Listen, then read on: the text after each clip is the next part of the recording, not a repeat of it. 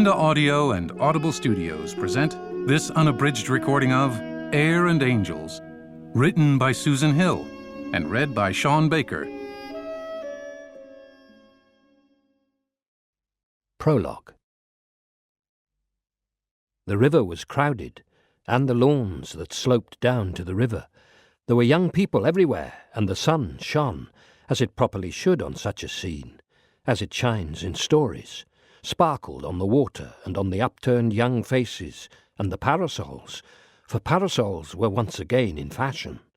And then, suddenly, there was a stir in the midst of it all, where the crowd was thickest, and some of the young men raised a boat high, high above their heads, to a great shout, "Hurrah! Rah! Rah!" And water cascaded out of it onto their heads and shoulders and down their arms in a brief silver stream. The crowd parted to let them through, and they advanced slowly up the lawn in triumph. Though what precisely the triumph was, or whose, he could not be sure, for there had been so much noise and confusion, so many people, such a succession of triumphs, all that long, hot, golden afternoon. For years all the young men had looked alike to him, and he knew none of them any more. They blurred together with his memories of the young men of the past. Though at least they stood still in age now, at least they no longer seemed, as they once had, to be becoming disconcertingly younger and younger, until he had feared they might turn into small children, and then to babies, and so finally disappear backwards altogether. But they had remained simply boys, though they were young men in their own eyes, and perhaps that was all that counted. Then, standing half inside the entrance to the marquee, but looking out onto the throng on the lawn and the crowded river, for a moment he panicked, clutching a cup of tea and a bowl of strawberries, quite alone, seeing no familiar face among so many. He wandered a few paces into the undersea light of the tent's interior, where they sat in groups at small green tables that were set too closely together, and where the heat and the steam from the tea-urns and the babbling voices seemed to rise and hover in a dense, visible cloud just above their heads.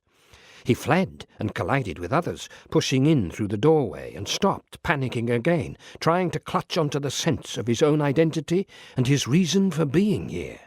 And then, in trying to rescue his bowl of strawberries and steady himself by raising his cup to take a sip of tea, the tea spilled and slopped over, and the saucer somehow spun out of his hand onto the grass. So he waited and let the crowd swirl around him, and gradually he felt calmer and knew once again why he was here, as he had been here every May week of his adult life, though he was still entirely surrounded by strangers. There were so few left who were not. And out of a painted sky the sun shone and shone. But he was known to them, or at least to some. They saw an old man who had once been handsome, and was still tall and upright, still had a full head of hair, springing up thickly, though entirely white. For although it was more than 30 years ago, before any of these young men and women were so much as born, the story, or at any rate a public version of it, was known and remembered, and sometimes alluded to, had become one of the legends of the place. So, milling about on the lawn, looking down to the river, on their way in or out of the marquee for the tea and strawberries, some whispered his name to one another. Thomas Cavendish, the Reverend Thomas Cavendish. Did you never hear? On the other side of the lawns, Georgiana caught sight of him, lost him as the crowd milled around, then saw him again as he shambled forwards, an old man who had spilled his tea and was being jostled. And a sudden dart of the purest anguish struck her through the heart, so that she all but cried out loud at the pain of seeing him as he was, and thinking that she had not wanted him to come to this, had wanted something quite other for him, had dreamed of... But, glancing up and catching sight of him again, she saw too how fine a figure he still was, and how the shadow of his former handsomeness lay over him, and for a few seconds then saw him not as her only brother on this May week afternoon, not in time at all, but timelessly, as an immortal. and became inattentive to the chatter of Professor Bulmer's mustachioed widow, for Georgiana had companions. There were plenty of faces here that were familiar to her. I used to challenge him, she thought, aware of how much had gone before, but now I simply accept. What does he think of or feel? What does he believe in? But she did not know. Perhaps she had never known, only assumed. For no reason at all that was apparent, a picture came into her mind, and she saw him on another summer afternoon, in another place, and a lifetime ago. She was a small child, standing at a window, watching out for him to come back from fishing with the son of the tinker, Colum O'Cool, fretting because she herself had nothing to do, and the deathly silence of after lunch and her parents' rest lay, thick as a blanket, over the house. Then, as she willed and longed for him to come, there he was, striding ahead of the little dark nut-faced Irish boy over the grass, a bag and a rod slung from his shoulder. Looking up, he saw her at the window, stopped and beckoned, and she went flying from the room and down the stairs and out of the front door to meet him, and he lifted her up and swung her through the air. She saw his face laughing up at her and smelled the sea salt, fishy smell on him. And behind them stood Colum O'Cool. She had been 5 years old, and her brother Thomas 14, and the Irish summers were immaculate in the memory. 50 yards away, by chance, or the curious process of telepathy acting between them, he too stood and dreamed a vivid, momentary, waking dream of Ireland, and it brought with it the overwhelming desperation he had known so often in his later life. He saw himself in a boat, the little low-bottomed boat of Colum O'Cool, who was rowing them far out on a grey sea at first light. Behind them, the low shoreline, the house, and the violet shadow of the mountain grew small and distant, as if they were being blotted out of a picture, and above them there was only sky, and all around them only sea, and the two merged together on the horizon towards which they rowed, and the only sound was the creaking oar, and the slap of its blade into the water, and the thin whistling that Colum O'Cool made through his teeth. A great surge of excitement and joy, a wave of exultation in the space and the freedom, and their own progress away, far away, from house and land and people, surged through him, so that he wanted to shout and sing, to stand up in the little boat and reach out in rapture to embrace the sky. He felt the ripple of the memory of it now, as he stood watching more young men with boats on the jostling river, but it was not felt as pleasure, but as frustration, a longing for freedom again, and the days of the past, for sea and sky and space, and the Irish summers of boyhood, or the Scottish holidays, or the bleached winter dawns on the Norfolk marsh.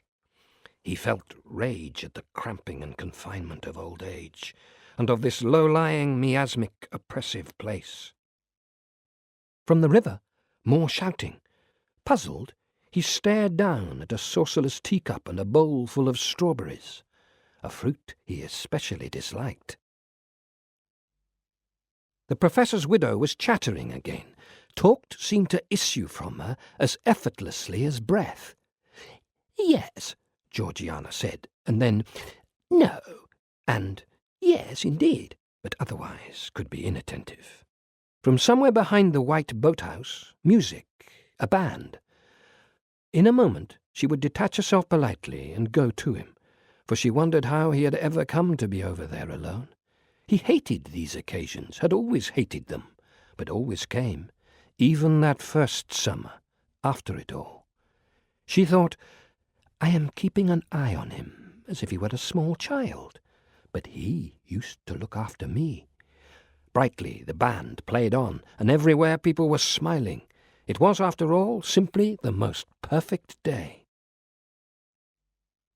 When she looked over to him again, she saw that he was standing a little apart from the crowd, and that he was quite motionless, frozen, staring ahead to where the bridge spanned the river. She followed his gaze and saw his absolute intentness, even at this distance, saw what he saw. And she knew at once what was in his mind, what he felt and thought, for how could she ever have forgotten? In those seconds of seeing him so transfixed, she understood completely that the anguish had never lessened, but was as raw as it had ever been, and would remain so, and the only thing that would ever alter it was death.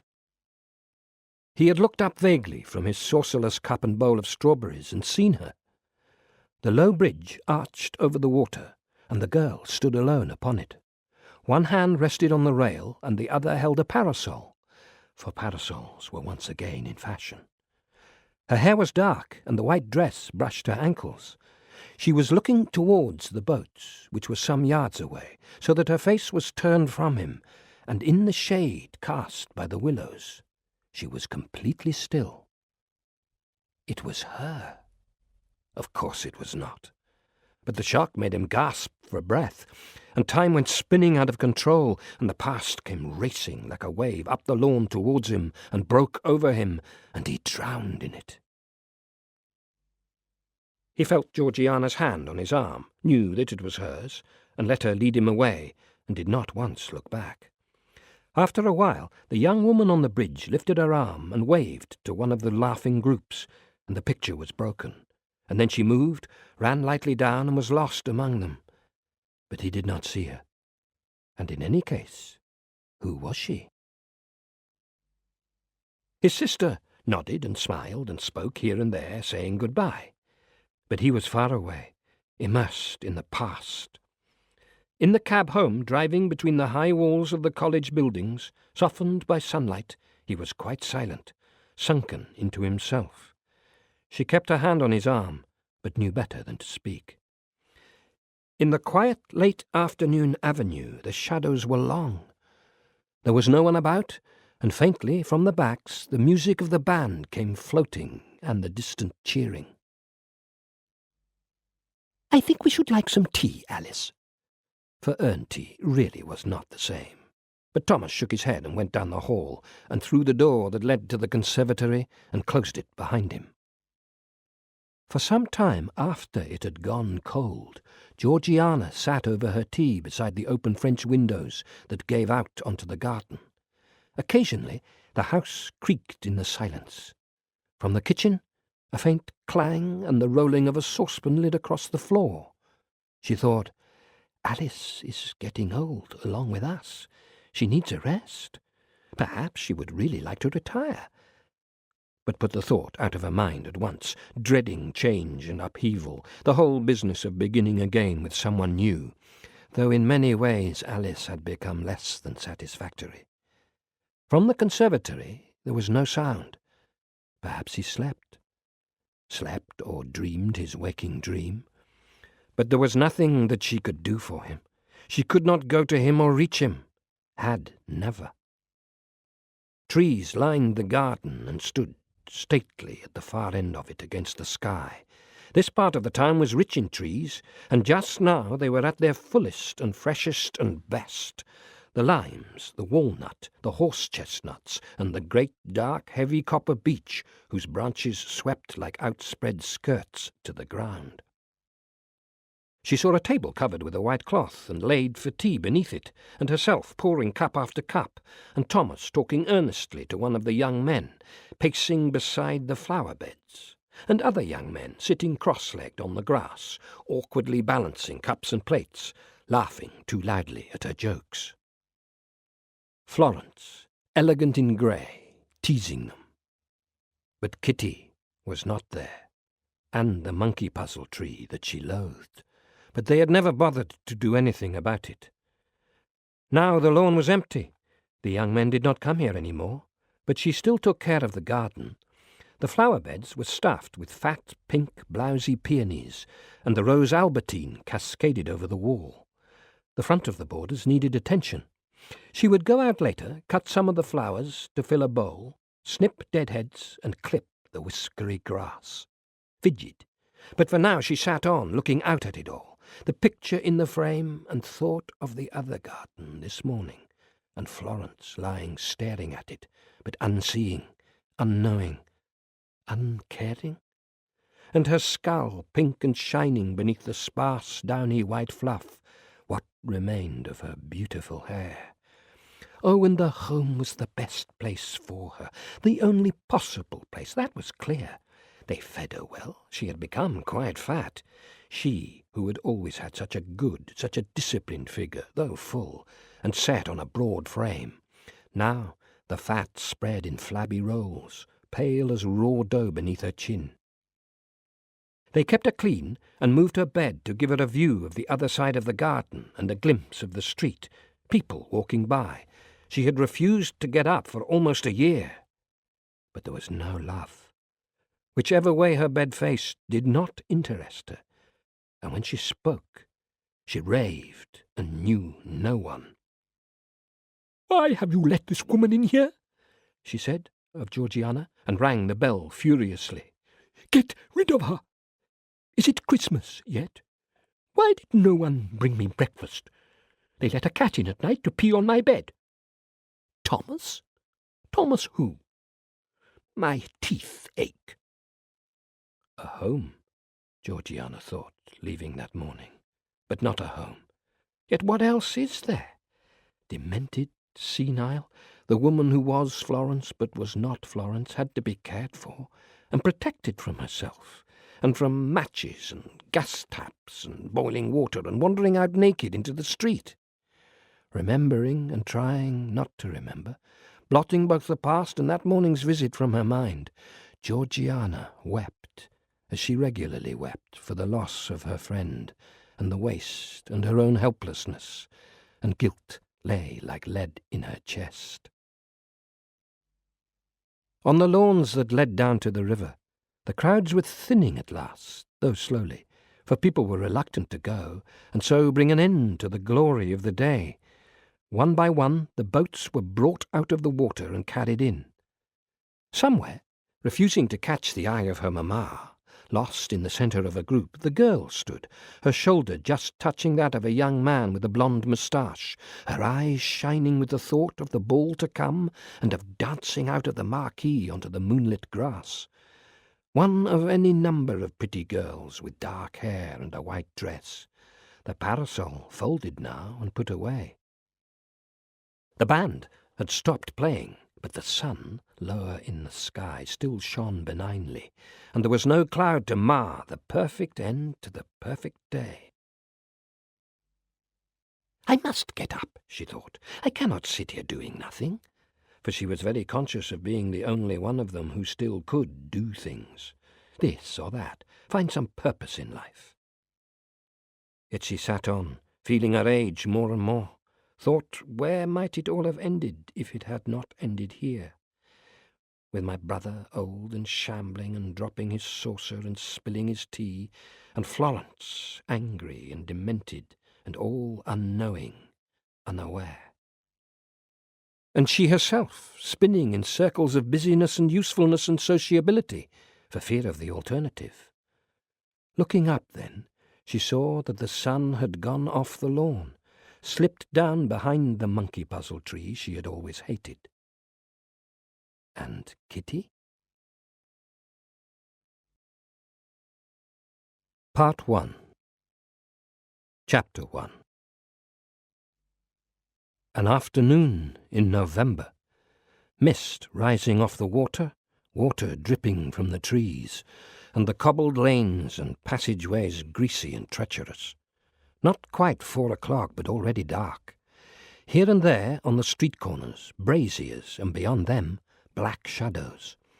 The gas lamps flared, haloed in mist, and in so many college rooms the lamps were lit, and young men bent their heads over books or the toasting of muffins. Thomas Cavendish leaned back in his chair, watched this one particular young man shuffling papers together at the table. His name was Eustace Partridge. There is something wrong, Thomas thought. The boy had been vague, tense, had lost his train of thought several times, made elementary mistakes in the translation. It had happened before the previous week, but that for the first time. "Is something troubling you?" The boy stood up, startled as a young horse, flashed, sent Munro's Homeric grammar flying to the floor. "You seem rather unsettled." "No, thank you, sir. There's nothing wrong. Absolutely not. Of course. Thank you."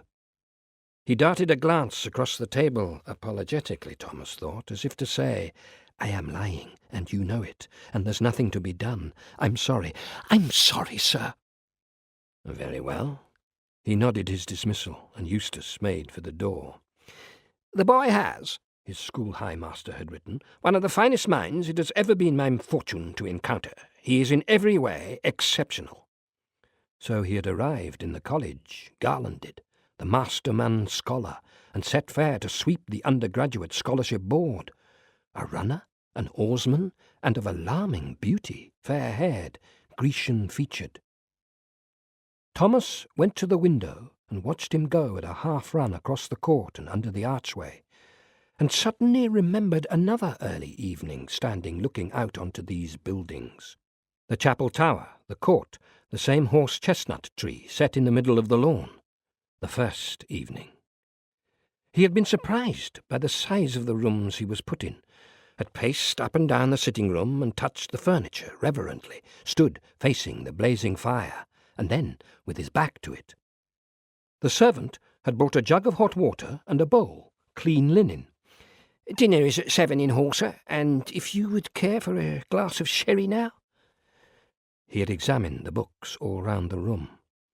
Plato, Lares Aristarchus, Plautus, Tulsi's commentaries on the epistles of St. Paul. On another shelf, the complete novels of Sir Walter Scott. Then he had gone to stand at the window, and after a moment's hesitation opened it wide and leaned out, and the smell of the damp, dank November air, of river and earth and coal smuts and fog, had filled his nostrils and gone deep down, not only into his lungs, but into the deep and permanent well of memory, so that over all the years that were to come, though there would be so many other evenings, in cold winter or high drowsy summer, when the smell of Cambridge below and beyond and all round him was quite different, it was this, exactly this autumnal mist and smoke that became for him the one reliable trigger for nostalgia. He was not a man who, on the whole, yearned for his youth. He had often felt uneasy then. Being young had not suited him in some essential way. He had felt ill at ease with it, as though he were wearing someone else's suit of clothes. With the coming of middle age, he had relaxed, and begun to feel settled in and with himself, and in a right relationship to the world. Now, at 54, standing at the open window of this other set of college rooms, and smelling the damp, he remembered again, vividly, but without any yearning, how it had felt to be 18 years old and up for the scholarship examination, and how, smelling that smell, and hearing the sweet, gentle sound of the chapel bell begin to ring across the dark, deserted spaces, a passionate desire to belong here, settle here for life, had risen up in him. The emotion had been so strong that it had taken him aback, for he had never been given to any kind of passionate feeling, to yearnings and ambitions. "I have to," he had said to himself, and gripped the ledge. "I have to. I must." And so he had, so that now, all those years afterwards, he filled with a great indulgent tenderness towards his younger self, and for the passion of his own longings. From across the court, that same sweet chiming of the bell. He took his gown from the hook behind the door, turned the lamp down, and left the room. Eustace Partridge set his books down on the table in a neat pile, disarranged them, sat down, stood up again, knew that he had to go out again, as he had been out every night for the past week, to walk anywhere, restlessly, aimlessly, to think, and try not to think. But going to the door, he heard the chapel bell for evensong, and realized that now he must wait, or else meet others on his way, and be obliged to speak, and so he simply stood in the middle of the room, eyes closed, clenching his hands, willing the minutes away. In the grate, the whitening embers shuffled and slipped down upon themselves with scarcely a glow at the core. But he made no move to put on fresh coals and so restore a blaze, only stood in the darkness as the bell rang relentlessly on. Chapter 2. It is one of the handsomest houses in the old residential district of Calcutta, with a drive and gravelled paths that are swept and raked 3 times a day, lawns, flower beds and fountains, and a flight of steps up to the porch, lined with geraniums in pots. On her bed under the mosquito net in the middle of the afternoon, Kitty drifts pleasantly in and out of sleep, and a half-dream, half-recollection of the great snow peaks of the Himalayas glimpsed across the blue-shadowed valley, and it seems as if, in her dreams, she can smell, even taste, the coldness, and that the mountains are near, only a leap away. If she could simply take off, lift her skirts, and fly. She has often stood like this since she was a small girl, and dreamed of flying, longed and longed to fly, itched with the frustration of feeling her own leaden clumsiness, of being bound in the confines of flesh and bone. And putting her hand up to her face, she can feel the air that blows across with snow on its breath. It is blissfully cold on her cheek. But coming to, half opening her eyes, sees that it is, after all, only the curtains, blowing a little in the slight breeze that comes in from the garden, for Kitty does not close her shutters, and she keeps the window open. It is the cold weather season now, to everyone's relief. They are back from the hills. But it is still hot enough in the middle of the afternoon, and besides, rules never change. She is obliged to come to her room and lie down on her bed and sleep.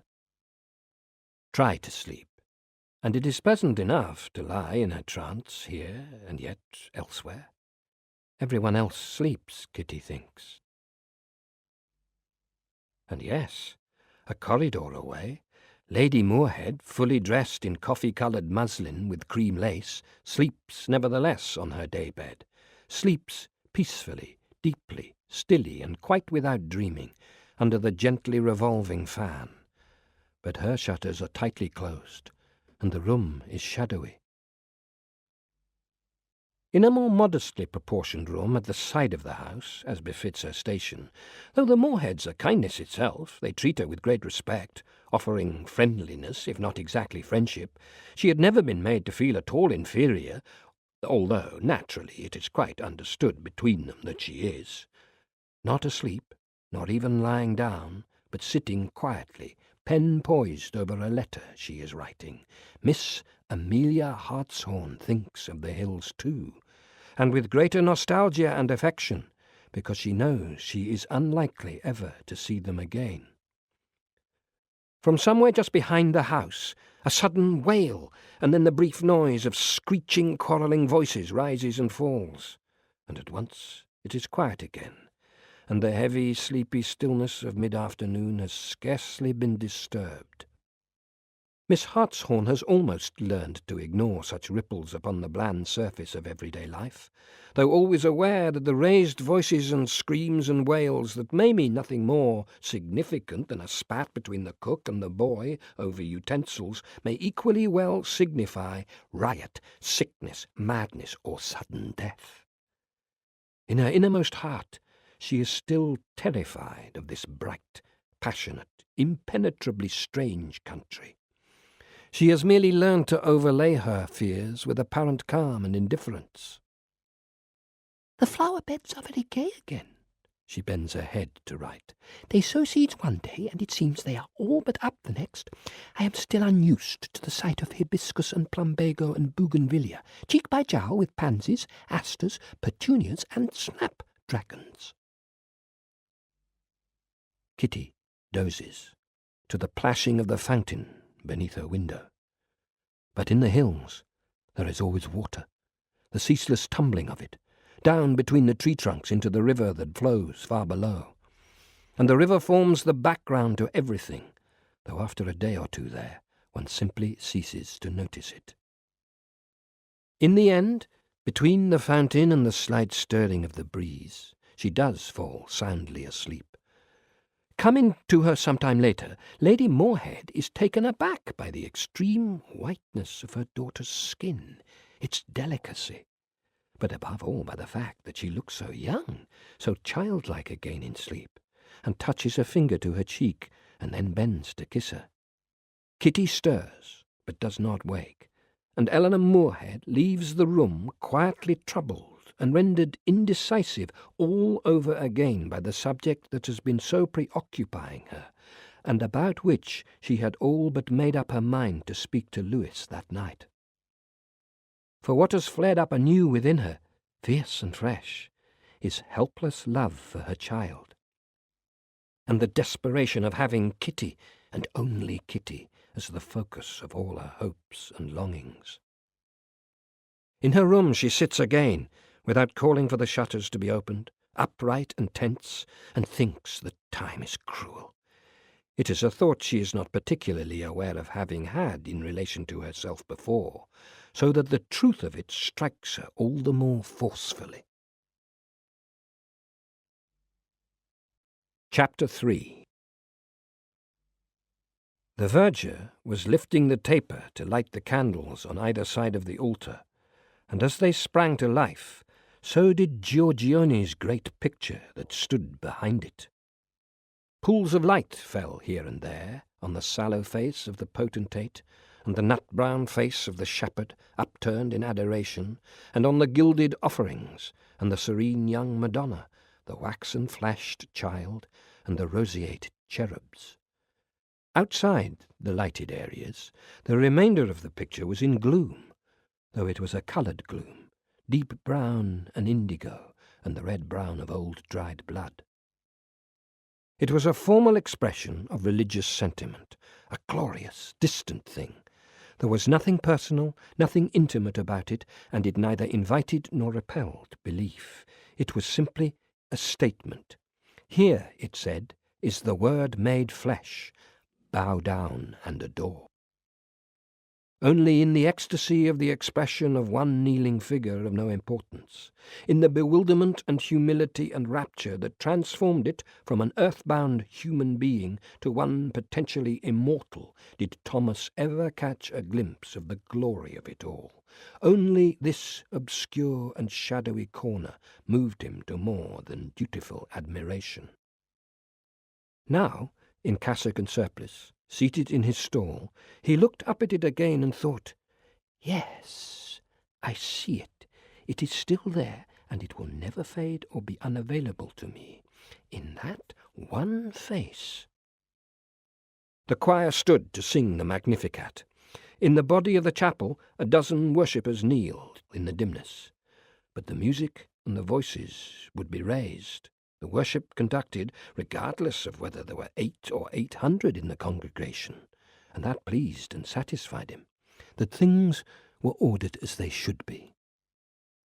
He himself felt no religious fervour. What uplifted him, moved him to praise and wonder, was all elsewhere, and had long been so, in a world quite outside this building, these people, this order of service. He had never truly felt even the young believer's ardour.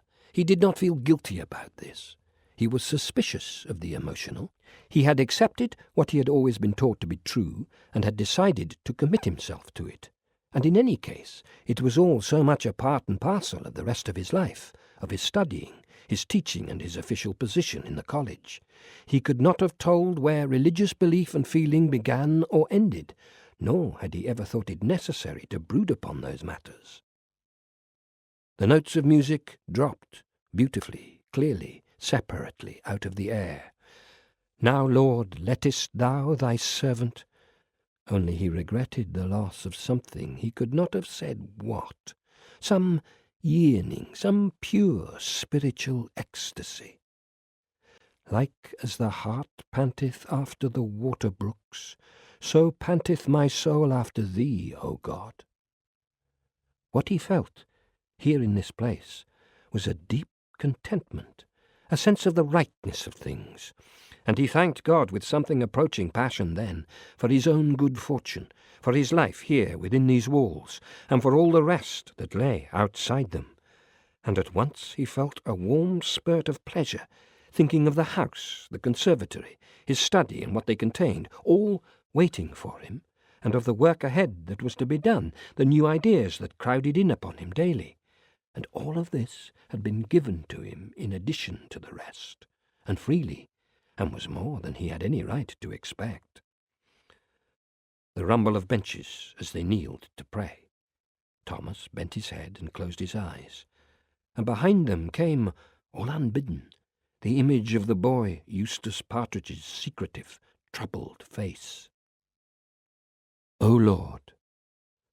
For he had a duty to pray for him, though, knowing nothing whatever of what might be wrong, he could only pray unspecifically, committing him to God's care and asking for wisdom and peace on his behalf. On his own behalf, he prayed for nothing. His life was serene, and as he wanted it to be. Behind the candles, the Magi adored, and the shepherds and the Virgin sat for ever imperturbable, and the naked infant received its homage with an ageless, expressionless face. Eustace Partridge lurked in the shadows beneath the high walls, guilty seeming as a footpad or a vagrant, but he had committed and would commit no felony, and if asked his reason for being here, would have had no answer. "Is something troubling you?" his tutor had asked.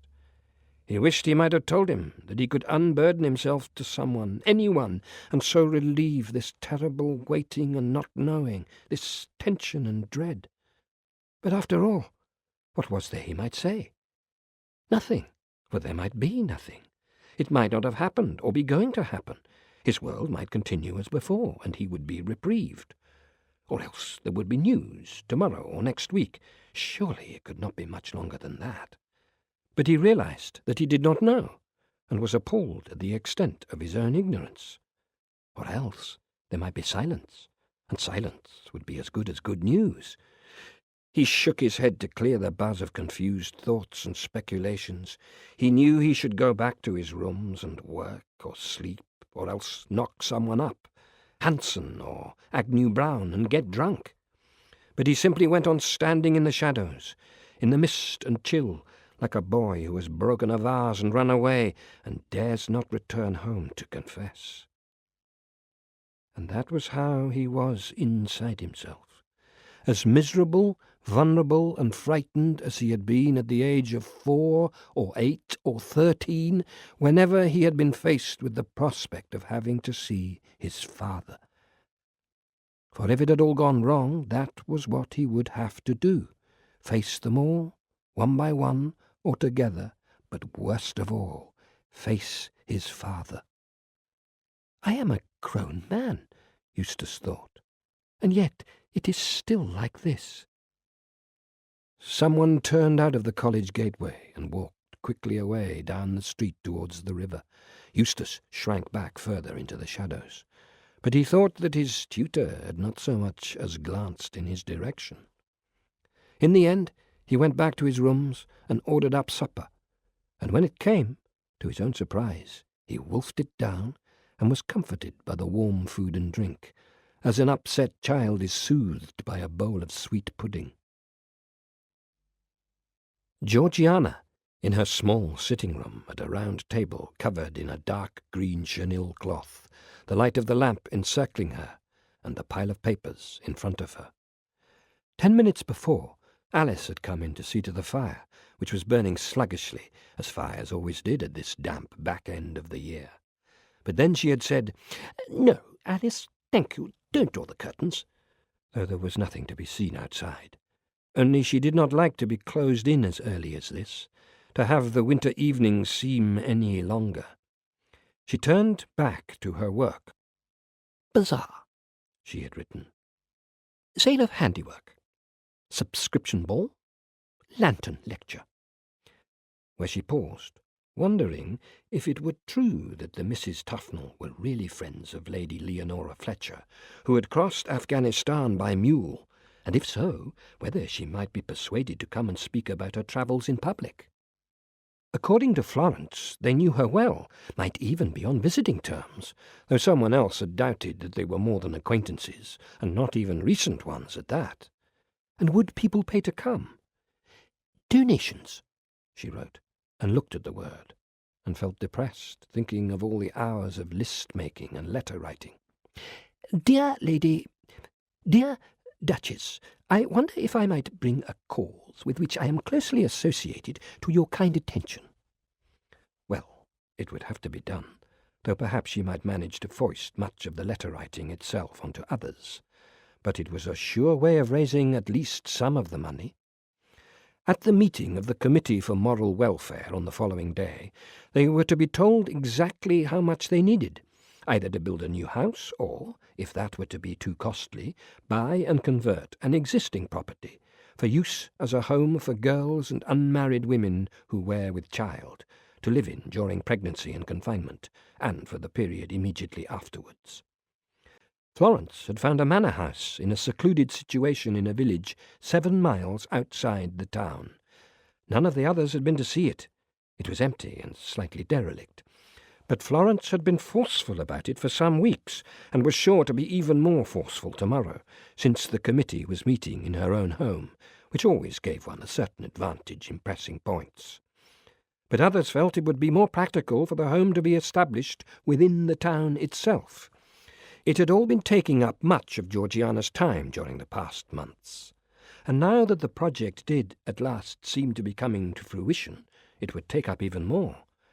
It was time she gave gladly, believing passionately in the cause, for Georgiana always had a cause to which to devote her energies. Now, looking again at the pencilled note, "Lantern lecture?" her mind strayed to Lady Leonora, who had been, she knew, the insignificant 4th daughter of a minor duke, and who, at the age of 29, still at home and plain, with dwindling prospects, had decided to take up travel. Now, 7 years on, she had been, as well as to Afghanistan, to India, Turkestan and Persia, and was rumoured to be planning a journey to the Amazon basin. She travelled alone, used native bearers and guides, and had put herself into innumerable situations of danger and discomfort. She excited admiration and disapproval in equal measure, had been disowned and subsequently, as her fame had spread, reclaimed by her family. And Georgiana envied her, and sometimes, as now, indulged in fantasies of emulating her, of going away from here, somewhere. She thought idly of mountains and deserts, and of seeing places previously accessible to no Western woman.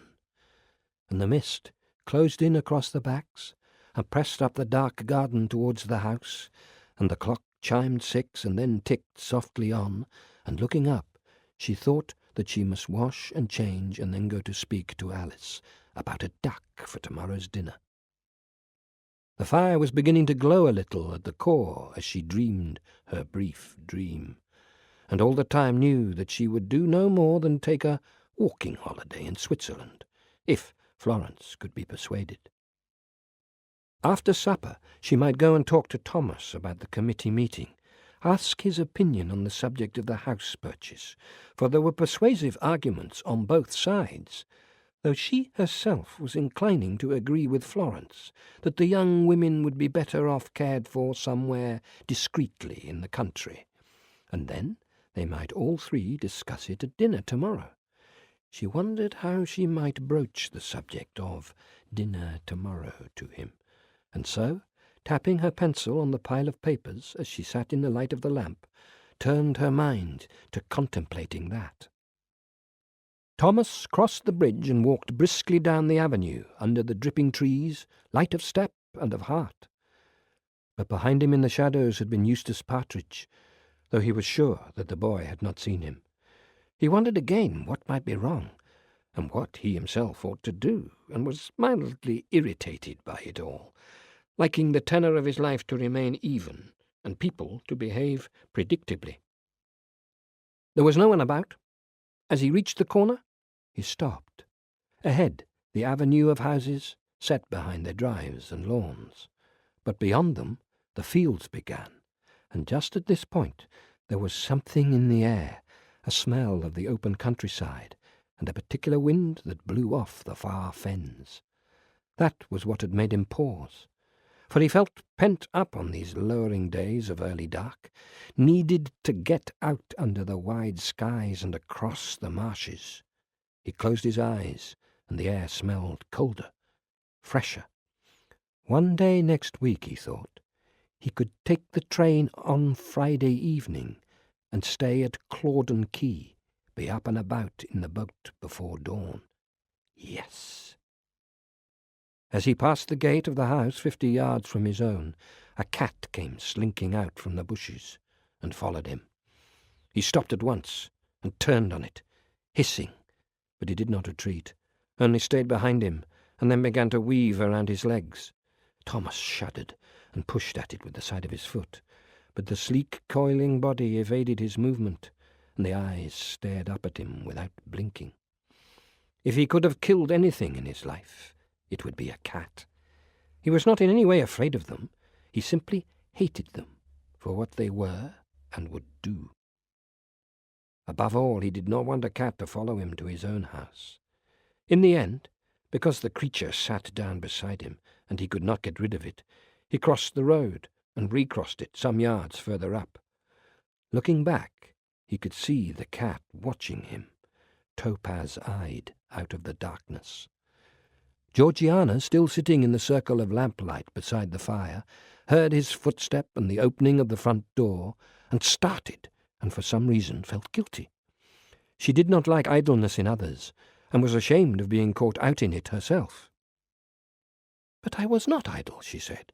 "I was preoccupied, what with the committee and the question of the home, and whether after all it would be best to order a duck for tomorrow's dinner, or, in case that should seem too much, as if she were wanting to make an occasion of it, fall back upon a simple fowl." She began to sort her papers and put them together, but she heard his footsteps retreat across the passageway, and then the closing of his study door. He was not going to come and see her, and would have no idea of what she had or had not been doing. "Well, then, a duck after all," she determined, "and let us make it an occasion," and went off to the kitchen to speak to Alice. Chapter 4. Now the house stirs again. Kitty must be dressed in several layers of uncomfortable clothing, her second-best white with the high-frilled collar has been laid out, and go out with Mamma to take tea at the club. She must submit to having her hair pulled back and plaited, for she is not yet 16, and too young, Lady Moorhead feels, to be allowed to wear it up or loose. But for the moment she stands at the window and watches the play of sunlight on the fountains, and suddenly feels energy, her own youth and confused desires, life, well up inside her, and does not know what she might possibly do with it, and in a great flurry rushes out of the room and through the passages and the cool hall onto the porch, so that her father, just returned home, calls out, "Kitty, Kitty, where are you going at such a rate?" laughing, but she waves and runs on into the garden, and perhaps does not hear him. Only stopping somewhere down one of the gravel paths, beside the lawns where the grass is the vivid green of the new season, Kitty runs out of steam and stands stock still again, irresolute and a little foolish. "Kitty might still be 6 years old." Louis has come into the room, laughing indulgently. "She is almost 16, and she says it with such passion that he swings round in surprise to stare at her. "Don't worry about her." "No, but then of course I do. I fret over her the entire time." But then she smiles brightly and rejects his outstretched hand, not wanting to have this conversation now, when she is not completely prepared for or relaxed about it. "Are you coming to the club?" "Later." "Yes. Well, then." Louis waits, lets her call the tune, as always, thinking again, she is too rare for this place, for me, still unable, even after 19 years, to believe his own luck. At the door, she hesitates. "Louis?" But it is all jumbled in her head.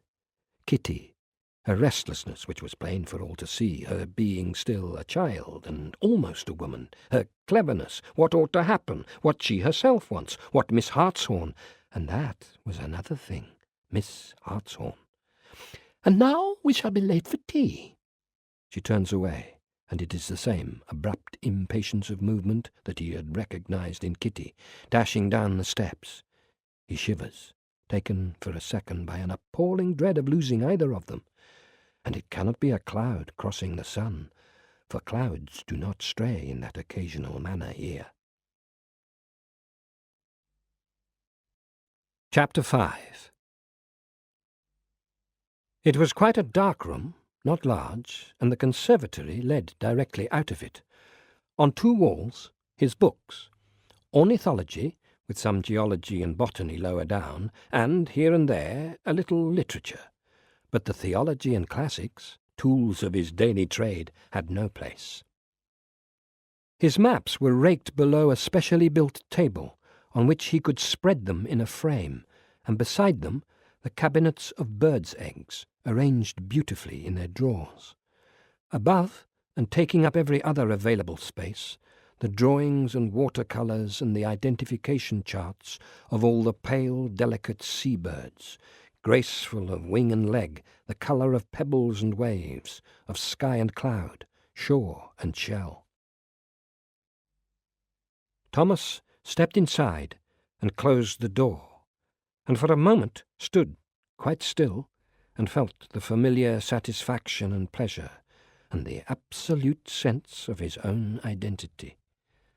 The fire burned sweetly, the lamp was lit, the room waited. But first he must see to the birds. In summer, the whole outer wall of the conservatory slid back, and then the aviary was open to the sunshine and the outside air, and belonged more to the garden than the house. But now the heat was on, and the moisture that rose from the small pool in the centre, with its trickling fountain, made the air steamy to breathe. He switched on the lights, and at once the cages came alive, as the tiny birds began to flit and flutter from side to side, flashing emerald and orange, black and saffron and scarlet wings, and the hummingbirds hovered, whirring softly in mid-air, and the cheeping rose from the cage like a cloud. He went to the far end and carefully unhinged the door and let it swing open. For several moments the birds fluttered about in agitation, but then, first one, then others, flew out and straightway up towards the roof, and then down again to alight on the branches of the tree that grew up from the floor, where the earth had been left exposed in an area surrounded by a stone ledge. He began to go methodically round, replenishing seed and water dishes, cleaning and tidying, and once or twice paused as a bird came close to his hand, or darted into the cage and out again, and froze, stark still, as a zebra finch settled briefly on his shoulder. And coming in to tell him that dinner was ready, because of course he had not heard the bell, Georgiana saw him from outside and watched in silence, knowing that he was entirely content, that there was apparently no room for anything else in his life, and wished that it were not so, thought for the 1000th time that it could not surely be right. Thomas glanced round, sensing her there, and gestured for her not to open the door. "Dinner is ready," she mouthed at him, but he only nodded and went on with the bird cages. Georgiana turned impatiently away, thought, "He has never needed me, not as since the day that I was born I have needed him." As a child, barely able to walk, she had followed after him in and out of rooms, up and down stairs. He had been endlessly tolerant of her. When he had gone away to school at the beginning of every term, she had wept days and nights of abandoned, desperate tears, had felt as if the solid ground had given way beneath her. "The plain truth is," she said now, "that he needs no one at all." "Well, he should be made to need." She returned to tell Alice not to wait, but to serve dinner, thinking, "Let him eat it cold. He needs no one." But he arrived at the same moment as the soup. He wiped his mouth fastidiously before laying his napkin down. "Really," he said. "There seems no doubt about it, Georgiana, and nothing to discuss." "You are so dismissive. Why must you be?" "No." He spoke quite kindly. "Not that, I hope. Of course, I know how conscientious you are, and that you want to do what is right. You are concerned." "Then why cannot you be concerned?" She rang the bell rather too hard. "Oh, I know what you are going to say, that it is no business of yours, but I want to make it your business, at least for the moment." "Yes." He was silent, and at once she felt ashamed of her own abruptness. For why should any of it be of interest to him? "I'm sorry for raising it." "No," he said evenly. "You were right. You've a duty to weigh all the considerations carefully, of course." "Well, it is important, Thomas, not just some idle woman's business to fill up my time. I want you to know that." "I do know it." "I value your opinion, and your good opinion of me." Oh, she thought as she spoke, yes, that is the one thing I have valued, have longed for all my life. "You know perfectly well that you have that." He was laughing. "Don't tease." Alice came in with a queen of puddings. "It is simply that there seems to me nothing to be gone over. It is perfectly clear that your home will have to be in the country. How could it be any other?" But the moment he spoke so decisively, she saw with extreme force and clarity the strength of all the arguments against it. "They would need to be near the doctors, and perhaps within reach of their families, who would want to visit." "Would they?" "Some would. At least, they ought not to be made to feel as if they were being deliberately cut off from them." "Isn't it more than likely the families would think otherwise, would want them as far out of sight, mind even, as possible?" "Besides," Georgiana ploughed on, "in the country they would have only one another for company, and influence, which might, of course, be all for the bad." "Too late to worry about that by then, I should say, wouldn't you?" "And then—" But she had found it, and he knew it, and waited calmly for her to finish. "The fact is," he said, "it would be a charity to these young women to put them in a home in the country.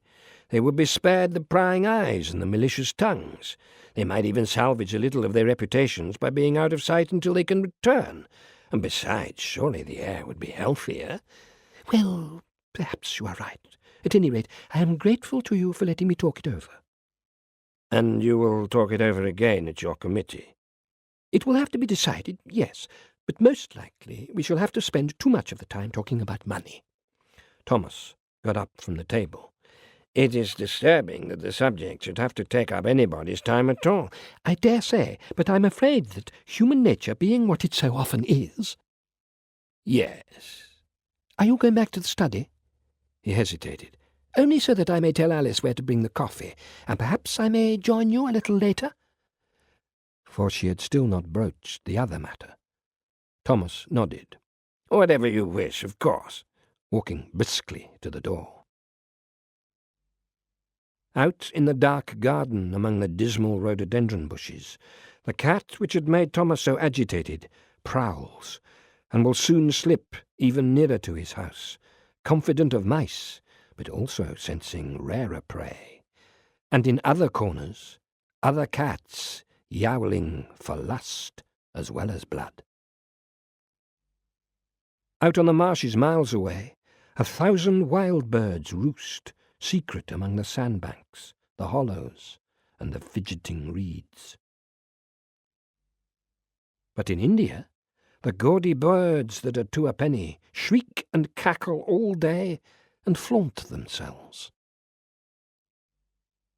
And in other hiding places, very different creatures, warm, pliant girls, and urgent, persuasive young men pressed together against tree trunks, in outhouses and boathouses and alleyways, and even on the memorial bench in the pretty little overgrown garden behind St. Botolph's church, and whisper and kiss, and attend only to the moment, never to their futures, which Georgiana and her committee may sooner or later oversee.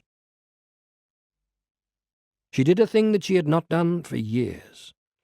In a drawer of one of the back bedrooms lay oddments of uncompleted sewing, and she rummaged about until she found something acceptable, a cushion cover, half embroidered, and with the remaining silks and needles stuffed inside. She did not remember it, had no idea at all whether it had been a project of hers from girlhood, or even of some nursemaid or companion half a lifetime ago. It was not unattractive, a modest circle of pansies and violets, interlocked in shades of mauve and blue with white, and perhaps she should make an effort herself to provide some things, if they were to have a sale of work. But that was not the real reason.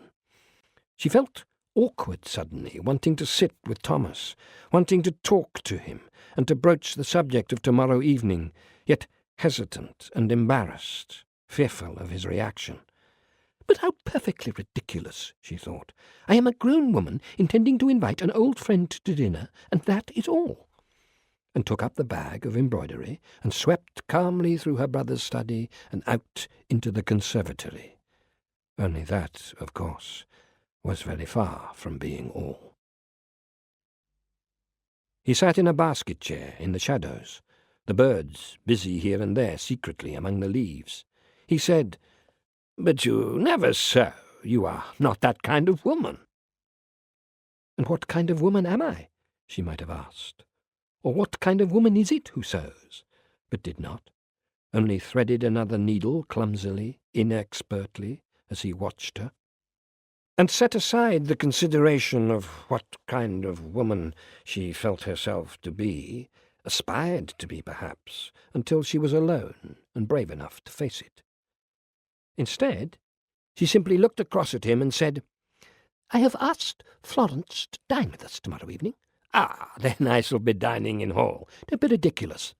"I shall be dining in Hall." Georgiana stood up, letting the embroidery drop to the floor, and began to pace up and down, annoyed, discomfited, angry beyond bearing.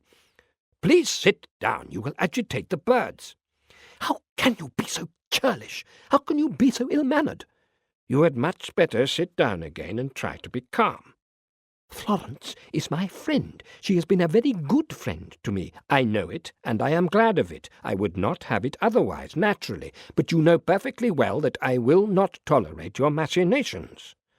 A small, quick, scarlet bird was keeping pace with her, crossing and recrossing in the air as she crossed the tiled floor. "She has everything you could want." "But I do not." "Everything you could hope for. Beauty, intelligence, money, presence." She stood immediately in front of him, her heart pounding. "Georgiana!" For he hated her to make a fool of herself. "Why must you say all this?" "Suppose it is simply that I am tired of being your housekeeper." She had shocked him. "I sincerely hope that is not how you see yourself. Of course that is not the case, and you must know it. This is your home as much as mine. It has always been your home." "And if I were to wish to leave it?" Thomas stared at her. "Do you?" he asked quietly, at last. "If I wished to—" She turned away, went to the window and stood looking out into the dark garden, but saw only his reflection, tall as a crow, behind her in the lighted glass. She said, "You would need a wife." "I should not." "Then what, pray?" "You know full well."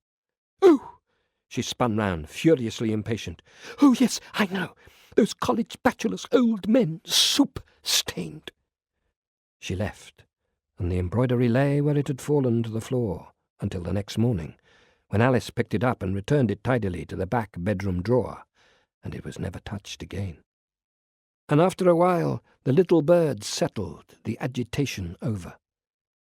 But he could not settle, so that in the end he went out to the far end of the garden, where the grass gave way to scrub, and the night air smelled of the pine needles that had been pressed underfoot into the earth.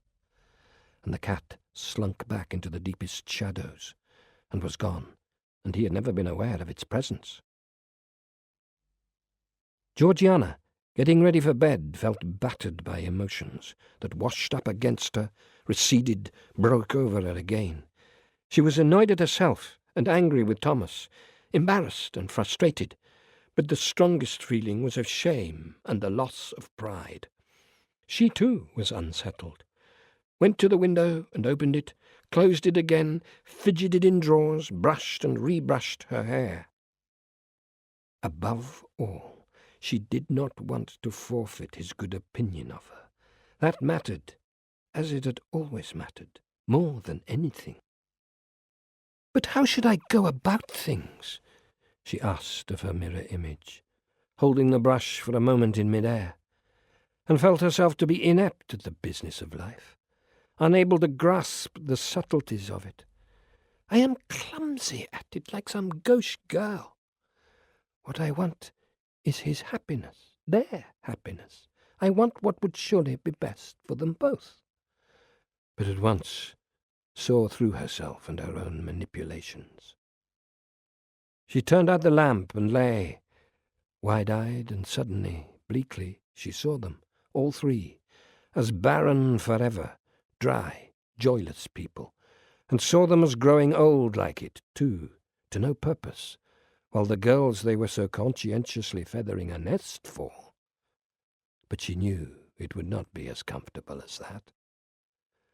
A flurry of rain against the window, and her thoughts stirred about hearing it, until they rested lightly upon the time of year, the month, the date, and the recollection that it was Nana Quinn's birthday.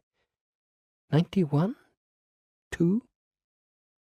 At once the old woman's face was before her, and the bent back draped in the brown shawl, and Georgiana was a child again, peering into the hollow that was Nana's mouth, fascinated by the mumbling gums that sucked bread into a pap before she could swallow it.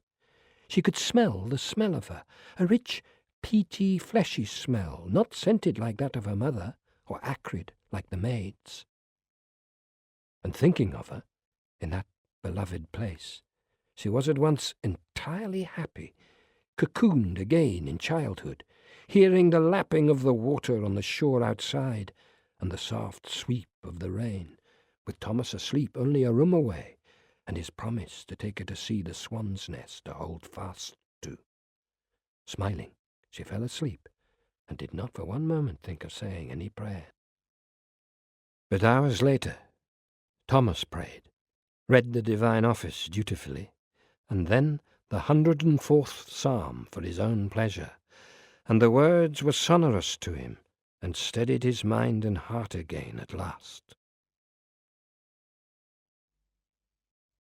Chapter 6.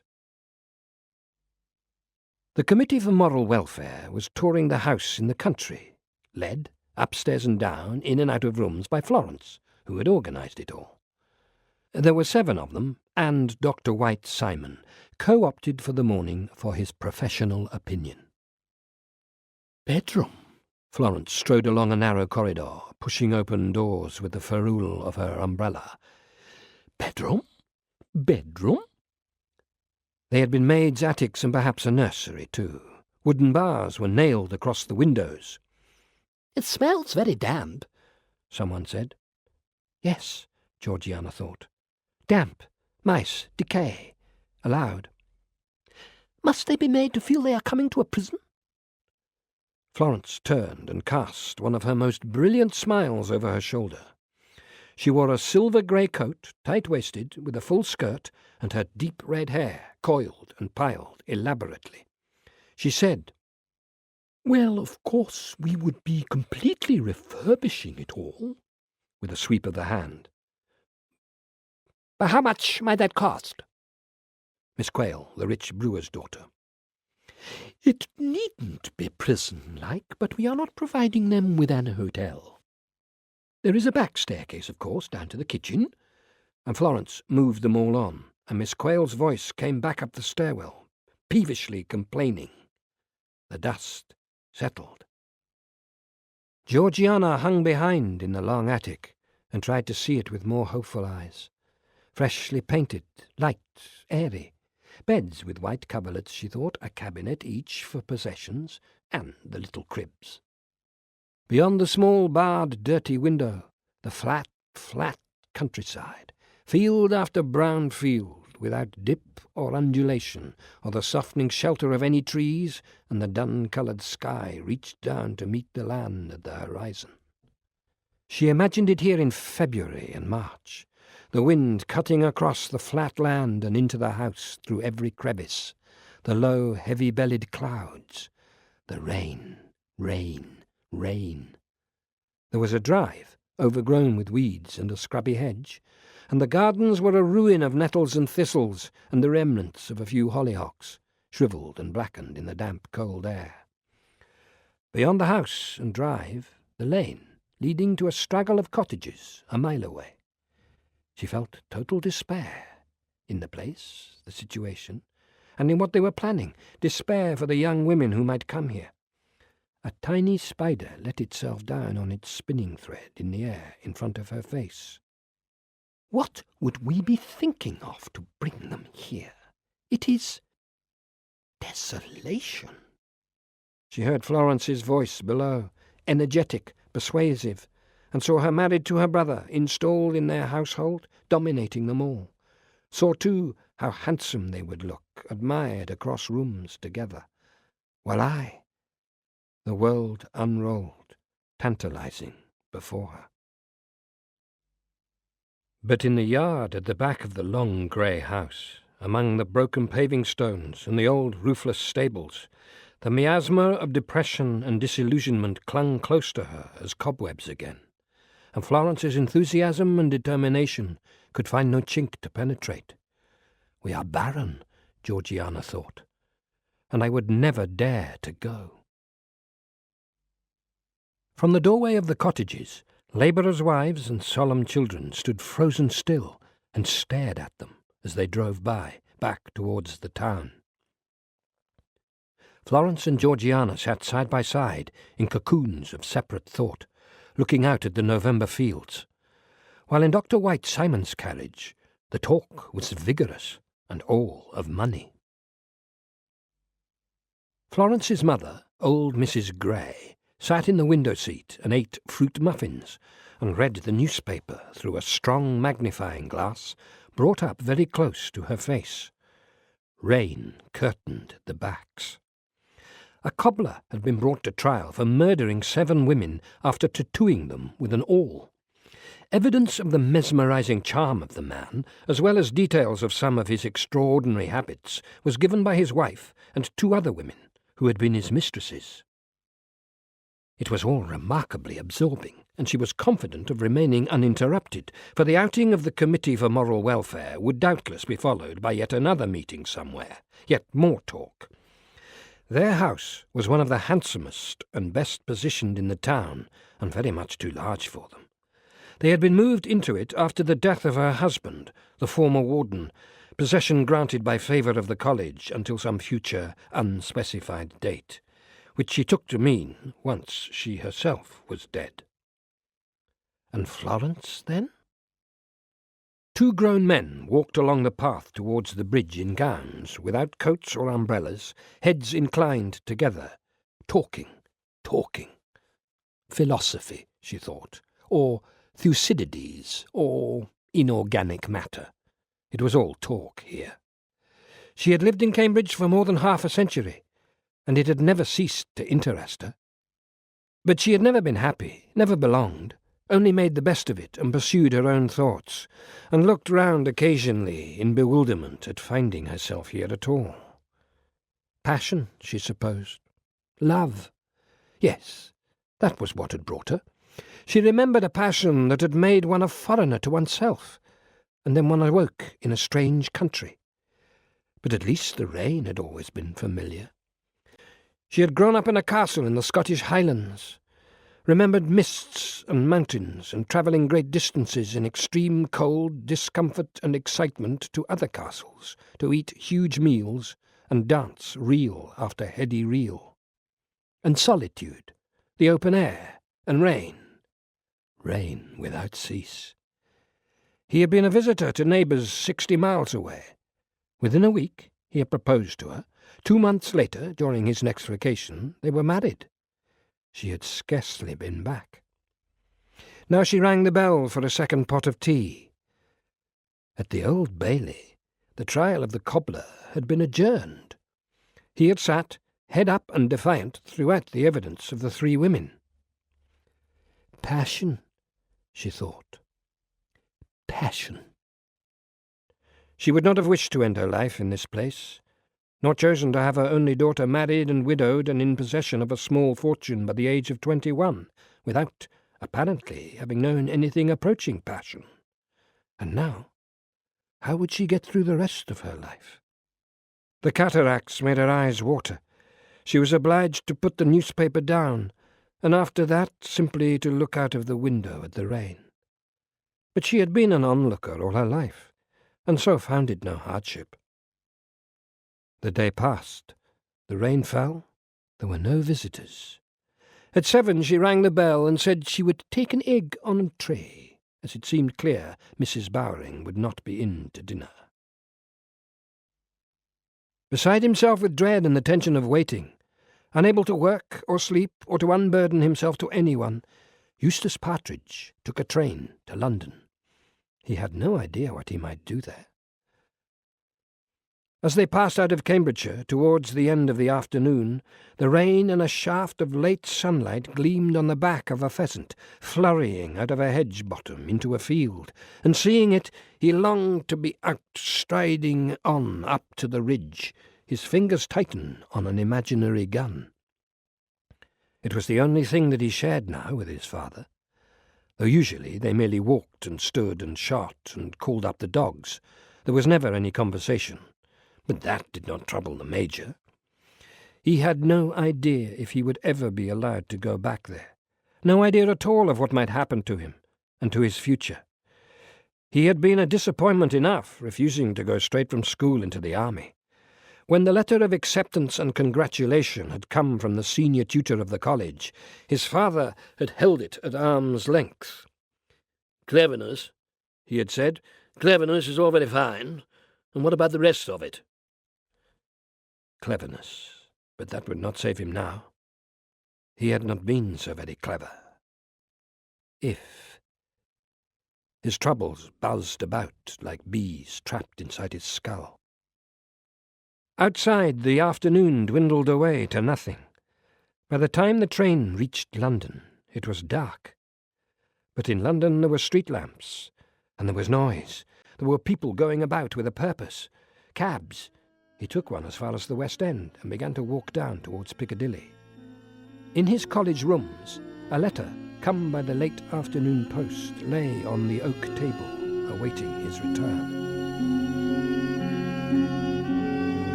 This is the end of CD 1. The book continues on CD 2.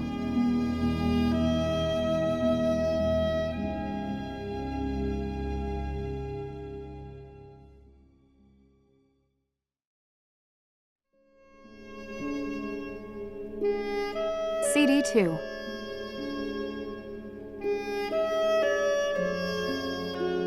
Chapter 7. It is late afternoon. Time, of course, to be at the club again, where Kitty has been for an hour or two already, playing tennis with the Swainson girls.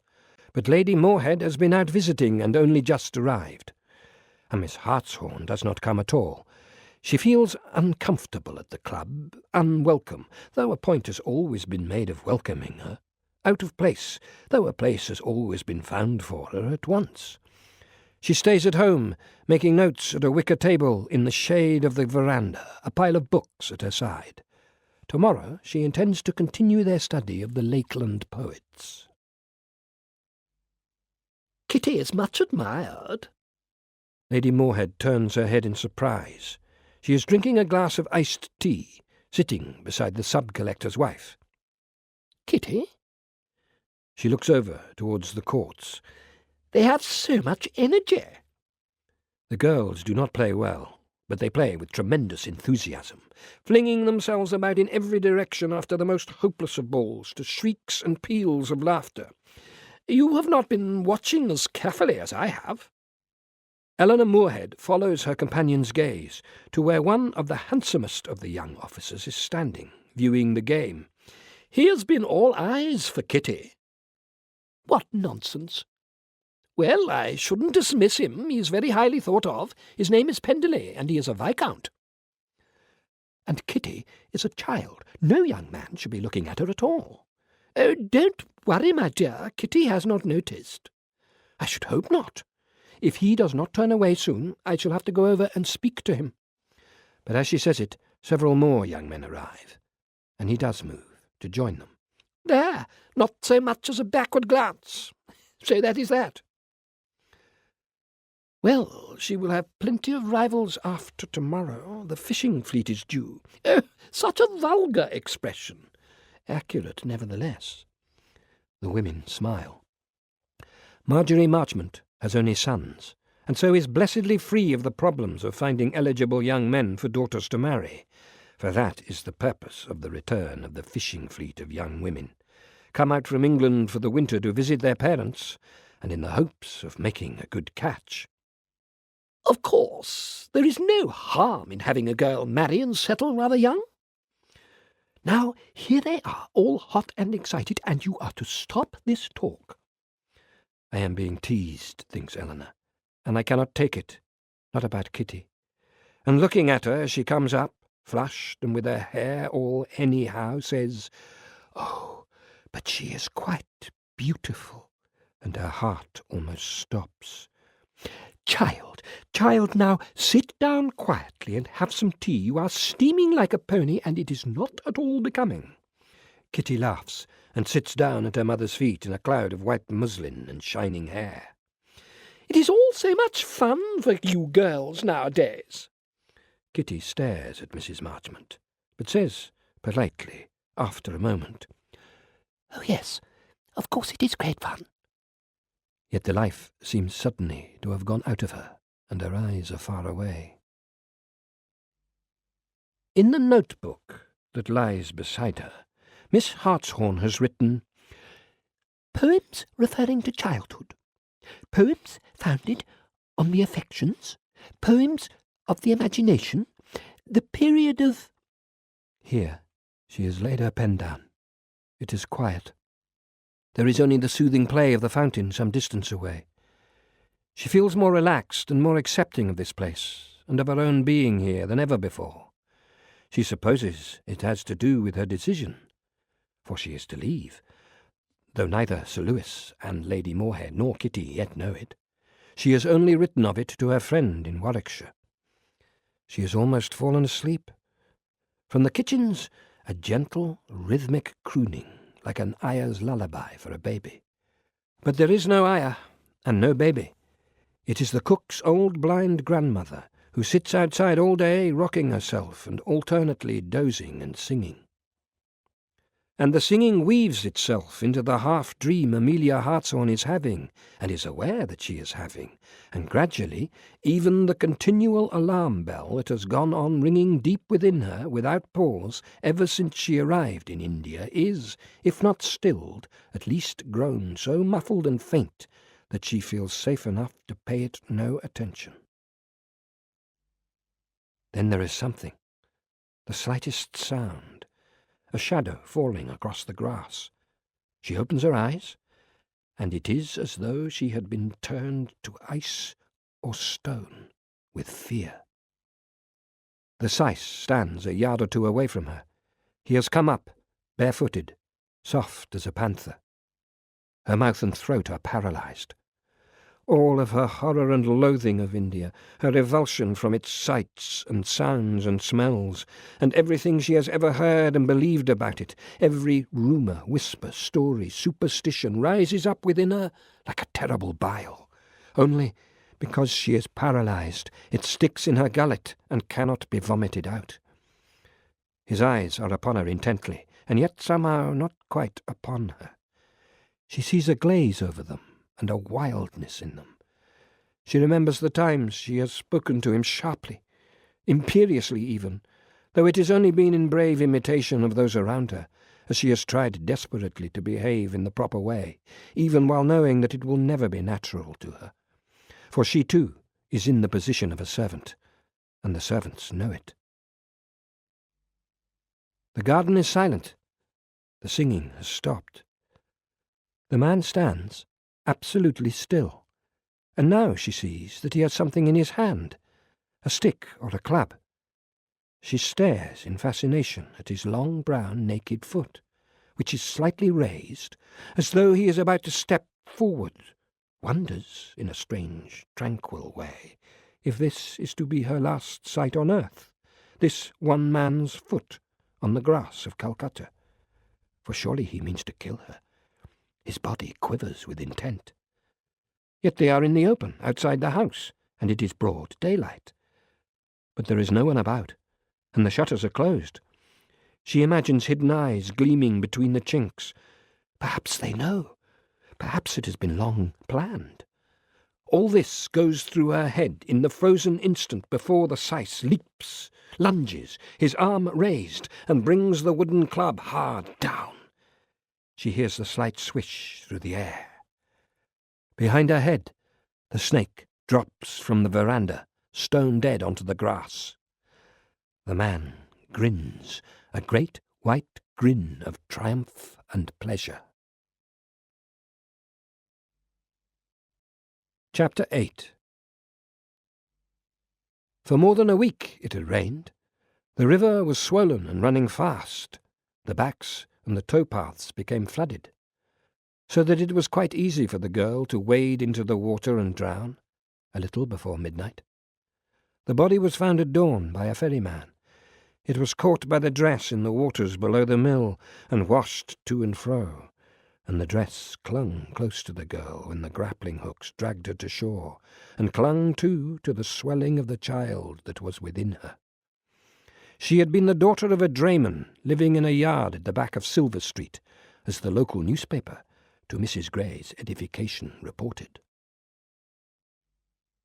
Georgiana and Florence were in the breakfast-room, writing appeal letters.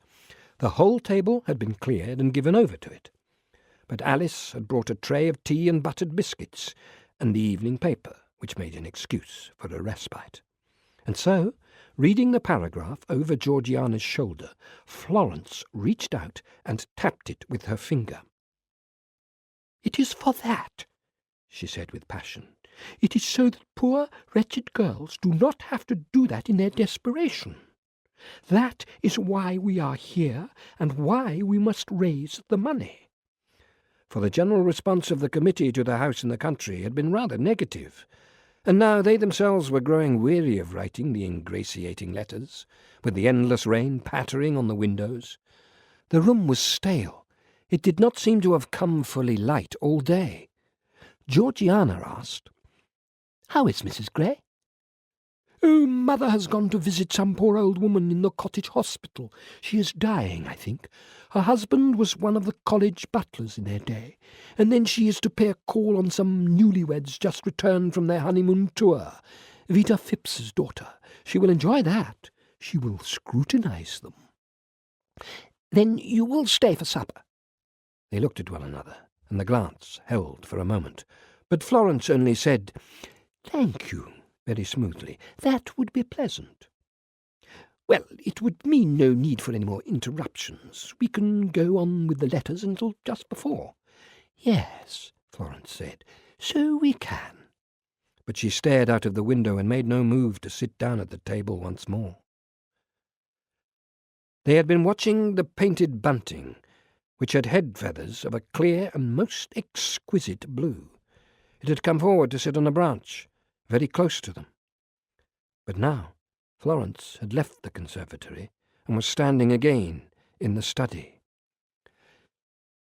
"But it is here," she said softly, gesturing around her at the frames of drawings, one below the other on the walls, "that your real love lies."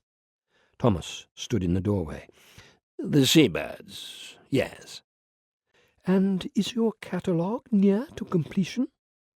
"Oh, no, it will take me years. It is life's work, especially as, of course, it is not my life's work, properly speaking." "Only that of your heart." He smiled. "It is the names," she said. "They have such beautiful names." And went along reading them out aloud in her strong voice. "Fulmar, Shearwater, Cormorant, Avocet, Turnstone, Kittiwake. But then, of course, Spoonbill, Gannet, Shoveler, Scaup and Loon." She inclined her head, smiling.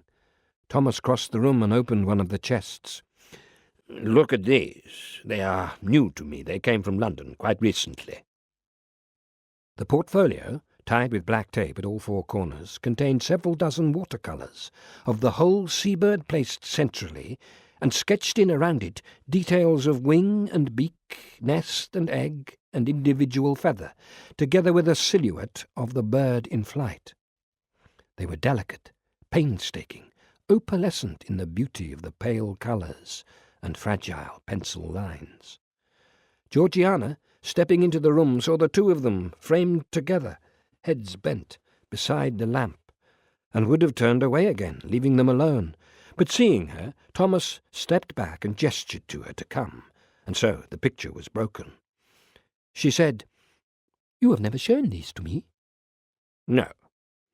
And she saw him as a boy again, sailing out with Colum O'Cool, the sea-birds soaring and swooping overhead around the boat, saw her brother looking up at them, the joy open on his face. Coming in that evening, he had joined them at dinner without demur, and had been more than civil. The talk had grown quite lively, Florence always listening to him with careful attention, before startling him by some remark. But he respects her now, Georgiana thought. He went to the bookshelf and took out his copy of John Clare's notebooks, and now he read aloud from them as they stood looking at him, his voice soft with pleasure.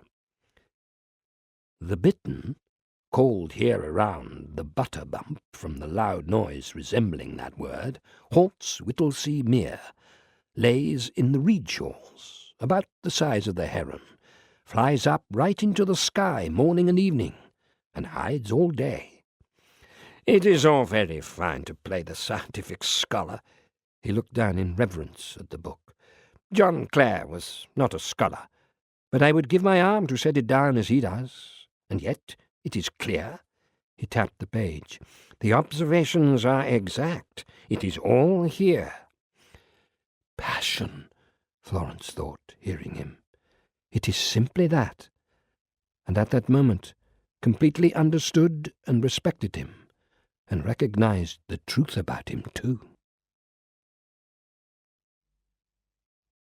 Chapter 9. Lewis and Eleanor. Late at night. "She says she has been planning to leave in any case. She had intended to tell us quite soon, but now, of course, she wants to go at once, by the next available boat." "That is the shock. I dare say she will see things differently in a day or so." "You really must take it seriously, Lewis. She is quite adamant." "But these things happen in India every day, and after all she's perfectly all right. Sadhu saved her life." "She knows that, but she says that she has hated it, India, everything about it and the life here, from the very beginning. She says she is terrified." Shock and hysteria." "We cannot oblige her to stay. Oh, it is all very difficult. She has really tried so hard with Kitty, tried to find things to interest and stimulate her. She says Kitty is far cleverer than she knows." "Perhaps—" "Yes?" "If things had been different. If Kitty had stayed at school in England. But it is too late to repine about that now." "Oh, it was my fault, I know that." "My dear, I'm not saying so. You know I have never blamed you. I was the one who couldn't bear to be parted from her, who took her all the way home and brought her straight back again." Kitty had been 8 years old. They had stayed in a quiet house on the Sussex coast for 3 months, and looked at school after school until, at last, one had seemed to suit. Eleanor had quite made up her mind, only to realize, the day before Kitty's first term was to have begun, and when she herself was packed ready to return, that she could not possibly leave the child there. Nor could she herself have stayed. Other women did that, chose the children and abandoned their husbands to a bleak life of work, the club, polo, for years upon end. But Eleanor had cared too much about her marriage, and too much about her child, and so had chosen them both. She and Kitty had travelled back to India joyfully together, and shortly afterwards the procession of governesses had begun. "There is no question of anyone's being to blame. You did what you felt was right." "And you?" "If it had been a son. But Kitty has done very well, and I adore having her with us, you know that. But now? Now, I imagine she will have outgrown a governess altogether before very long, so perhaps it does not greatly matter. Her mind will be full of other things. Yes, tennis parties and gymkhanas and chat. But we have always agreed that we wanted more for her.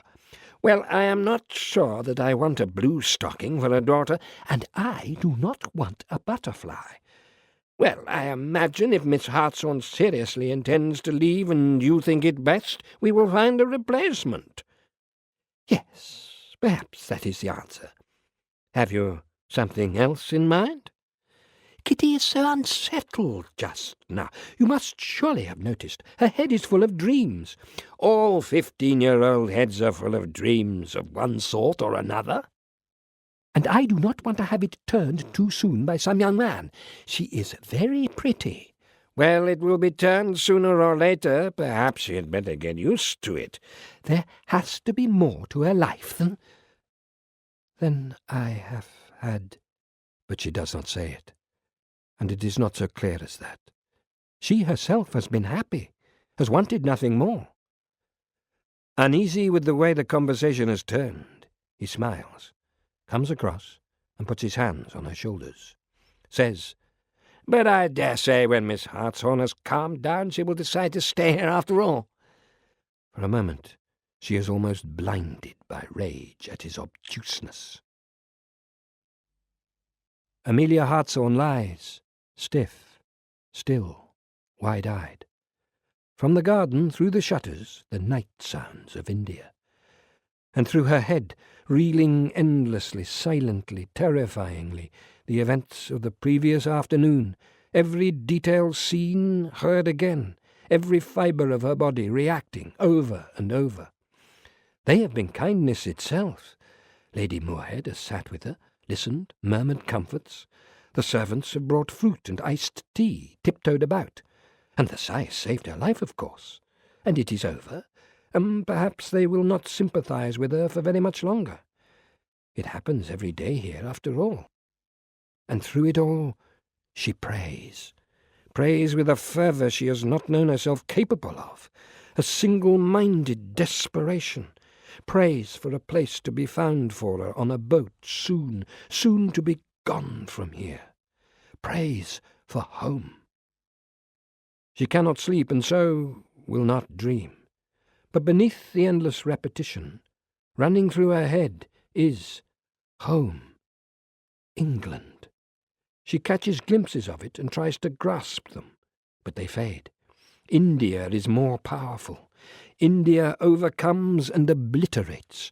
Its appalling brightness, the blazing colours, the chattering, the smell, the horrors, the craziness, the bedlam of India fill her head like the terrible, inescapable cry of the brain fever bird. And so she lies rigid, praying her passionate prayer, and so the night passes. Kitty sleeps and dreams no dreams, but waking at dawn has a vivid recollection of walking with her mother along a flat, hard, shining beach in the rain. Watches the line of her footprints fill up at once with water, hears the sound of the sea and the cry of the gulls, remembers the joy she had in that great expanse, remembers taking to her heels and running. England, she supposes, and turns and sleeps again at once. Chapter 10. Florence and Thea Pontifex sat over tea in Thea's room in the Women's College. They had been friends since girlhood, but, in the face of opposition, Thea had attended the university and so gone on to teach. Florence had watched her without envy, but rather, when she herself had married Chester Bowring at the age of 20, with a considerable sense of superiority. She had treated Thea quite patronizingly. Thea, clear of mind and of purpose, fair and generous of heart, had gone on her way steadily, aware of, but unconcerned by, Florence's airs. Now, feeling herself to be a woman without a purpose in life, as well as grossly undereducated, Florence envied Thea. She said, You are the one person I know who is entirely contented, who has no dissatisfaction. Though even as she spoke, she recognized that it was not entirely true, and added, or at any rate the only woman. Thea smiled, poured more tea. The room seemed too small to contain all of Florence's restless energy. "It is perfect here," Florence gestured. "You see, I am simply envious." And at that moment meant it, and longed for what the college room represented, and which she herself had never known. Attendance at stimulating lectures, afternoons spent in serious private study, the intense loyalty among a group of like-minded young women, talk late into the night, earnest, engaging. It was a room full of character and interest, she thought, with books, pictures, china, ornaments, journals, music, a crowded room, personal and supremely unfashionable. "Perhaps it is not too late. I should like to embark upon some course of study. Learning is so important, you have shown me that. Have you some particular subject that interests you?" Florence rose and began to pace about the room, tall and dramatic, between tables and chairs, the desk and the piano. "Oh, history, perhaps. Ancient history, the classics and early civilizations, or then again science, the new discoveries, or something very pure, philosophy." Thea bent her head and busied herself with the tray. "Well, perhaps it is best to be clear." "Yes, oh yes, I understand that, of course. You have always been so sure and then simply gone ahead. Women are not indulged here. Any indecisiveness, any wavering, a suggestion that one is less than fully committed, and, oh, it is so gleefully pounced upon. We have to be all that men are, but doubly so, and yet," she stood, "still women. Shall we walk outside a little before it gets quite dark? The rain has cleared now, I think, and you must see the viburnum in the far shrubbery. It is a mass of pink." They toured the paths. There was no one at all about. "Of course," Thea said, glancing sideways. "We are a very closed society here. We are so far out, and I dare say we give off a slightly frumpish air, even conventual. We have very little male society." They reached the shrubbery and the bush, its branches starred with sweet-smelling blossom. Thea sensed that Florence had a need to confide in her, but after a few moments of silence nothing had been said, so that in the end she herself asked more about the plans of the committee for their home in the country. "Perhaps we could help in some way here. We are all so very fortunate." "Perhaps. It must take up a good deal of your time." "Yes, and energy." Florence reached out a hand and touched the blossom. "But I think you are so good and right and brave to do it. It is so very important." Thea's round face shone, fresh and unblemished beneath the neatly plaited hair. She was a short, compact woman. Abruptly, Florence asked, "Is there nothing that you long for quite passionately? Want?" "Oh, all human beings have aspirations." "Aspirations? I was not talking of anything so elevated. Wants, desires." Florence looked round the garden wildly. It was cold and almost dark, and the rain had begun again. In the buildings behind them she felt the presence of studious, purposeful, dedicated young women. "This," she gestured, "I could never aspire to this." Nor ever want it, she realized, for the air would surely suffocate her. "I must go back. Mother is on her own." "Oh, do please give her my warmest greetings. I mean to come and see her once the term is over. We lead such full lives." They walked slowly to the gate, shaking hands. Thea held on to hers for a moment. "If there is anything, if I can be of some help, I felt sure there was something you wanted." "Ah!" Florence drew away her hand, smiled a sudden, dazzling, distant smile. "What are mere wants besides so many aspirations?" And felt nothing but relief at leaving them behind. Relief, and a return of the old sense of superiority towards Thea, as well as, for she had told the truth, envy. But the outing had been for a purpose more considerable than friendship. It had been an exercise in keeping Thomas Cavendish from her mind, and as such, altogether unsuccessful. Once, she thought now in the darkness of the cab, I want. For she recognized that it was nothing so gentle or so honourable as love. She wanted him, and wanted to succeed in getting him to marry her. Like Thea Pontifex, his life was complete and satisfying to him, and he had not a moment's need of her. She felt similarly towards them both, felt irritation, superiority, envy, anger. In the case of Thea, none of it greatly mattered. In the case of Thomas Cavendish, whom she wanted, it did. Well, she would go home. She would play backgammon or rummy with her mother, who had been too much alone. She would stay up late, as the old lady liked, would be companionable, affectionate. They would chat. If I do this, I am not neglectful. If I look after my mother tenderly and with complete devotion, then it will come out like a game of patience, and I will be rewarded. I will have what I want.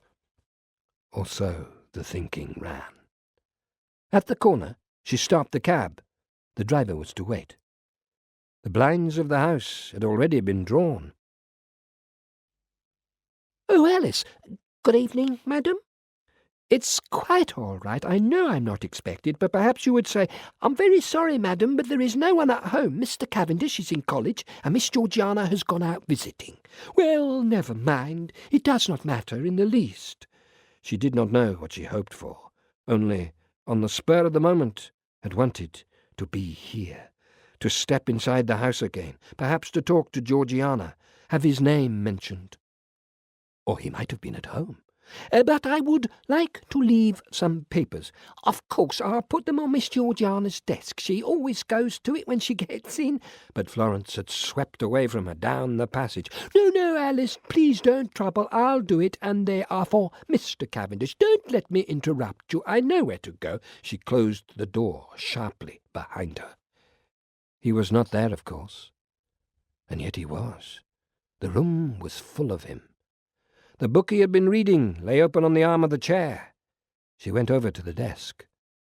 Bird notes. His handwriting was spare, abbreviated, in black ink, not easy to read. She stared at it, trying to force it to yield up something of the man to her. She felt a curious flutter of excitement, as though she were gazing into some intensely private diary, learning secrets, but they were simply names, descriptions, measurements. She lifted her eyes from the book to look slowly round the room again, wanting to hoard every detail of it, to remember everything. Thought, this would be my world. I would no longer be an intruder. But there was an acute, guilty pleasure in being in here alone, as though she had in some way caught and held something of him. Across the room, the glass doors that led to the conservatory, and the other birds. She did not understand at all the appeal they held for him, but she saw herself seated in another chair beside the lamp and opposite to him, reading, belonging. Absorbed, she had heard no sounds. Now there was Alice's voice, quite close, explaining, protesting, and the door had opened. Thomas came quickly, angrily into the room. Chapter 11. "But you can hardly blame Alice. You have heard what she told you, that Florence simply marched in. Alice could not stop her. You know what she is like. Incompetent. Florence? Oh, certainly. It is becoming all too clear. How dare she enter my room and pry and poke about like that? What possible reason could she have? Alice said something about papers. Papers? She wanted to push her way in to... Oh, to what, Thomas? The door was ajar. From the hall they heard the slightest of noises, instantly suppressed. You had better lower your voice. They were in Georgiana's small sitting room. She had come in, soaked to the skin from having walked down the avenue, to find her brother raging as she had never seen him before. Alice stiffly self-defensive, Florence gone. Please sit down. If we must discuss this before I am even changed out of my wet clothes, then let us do so quietly and calmly.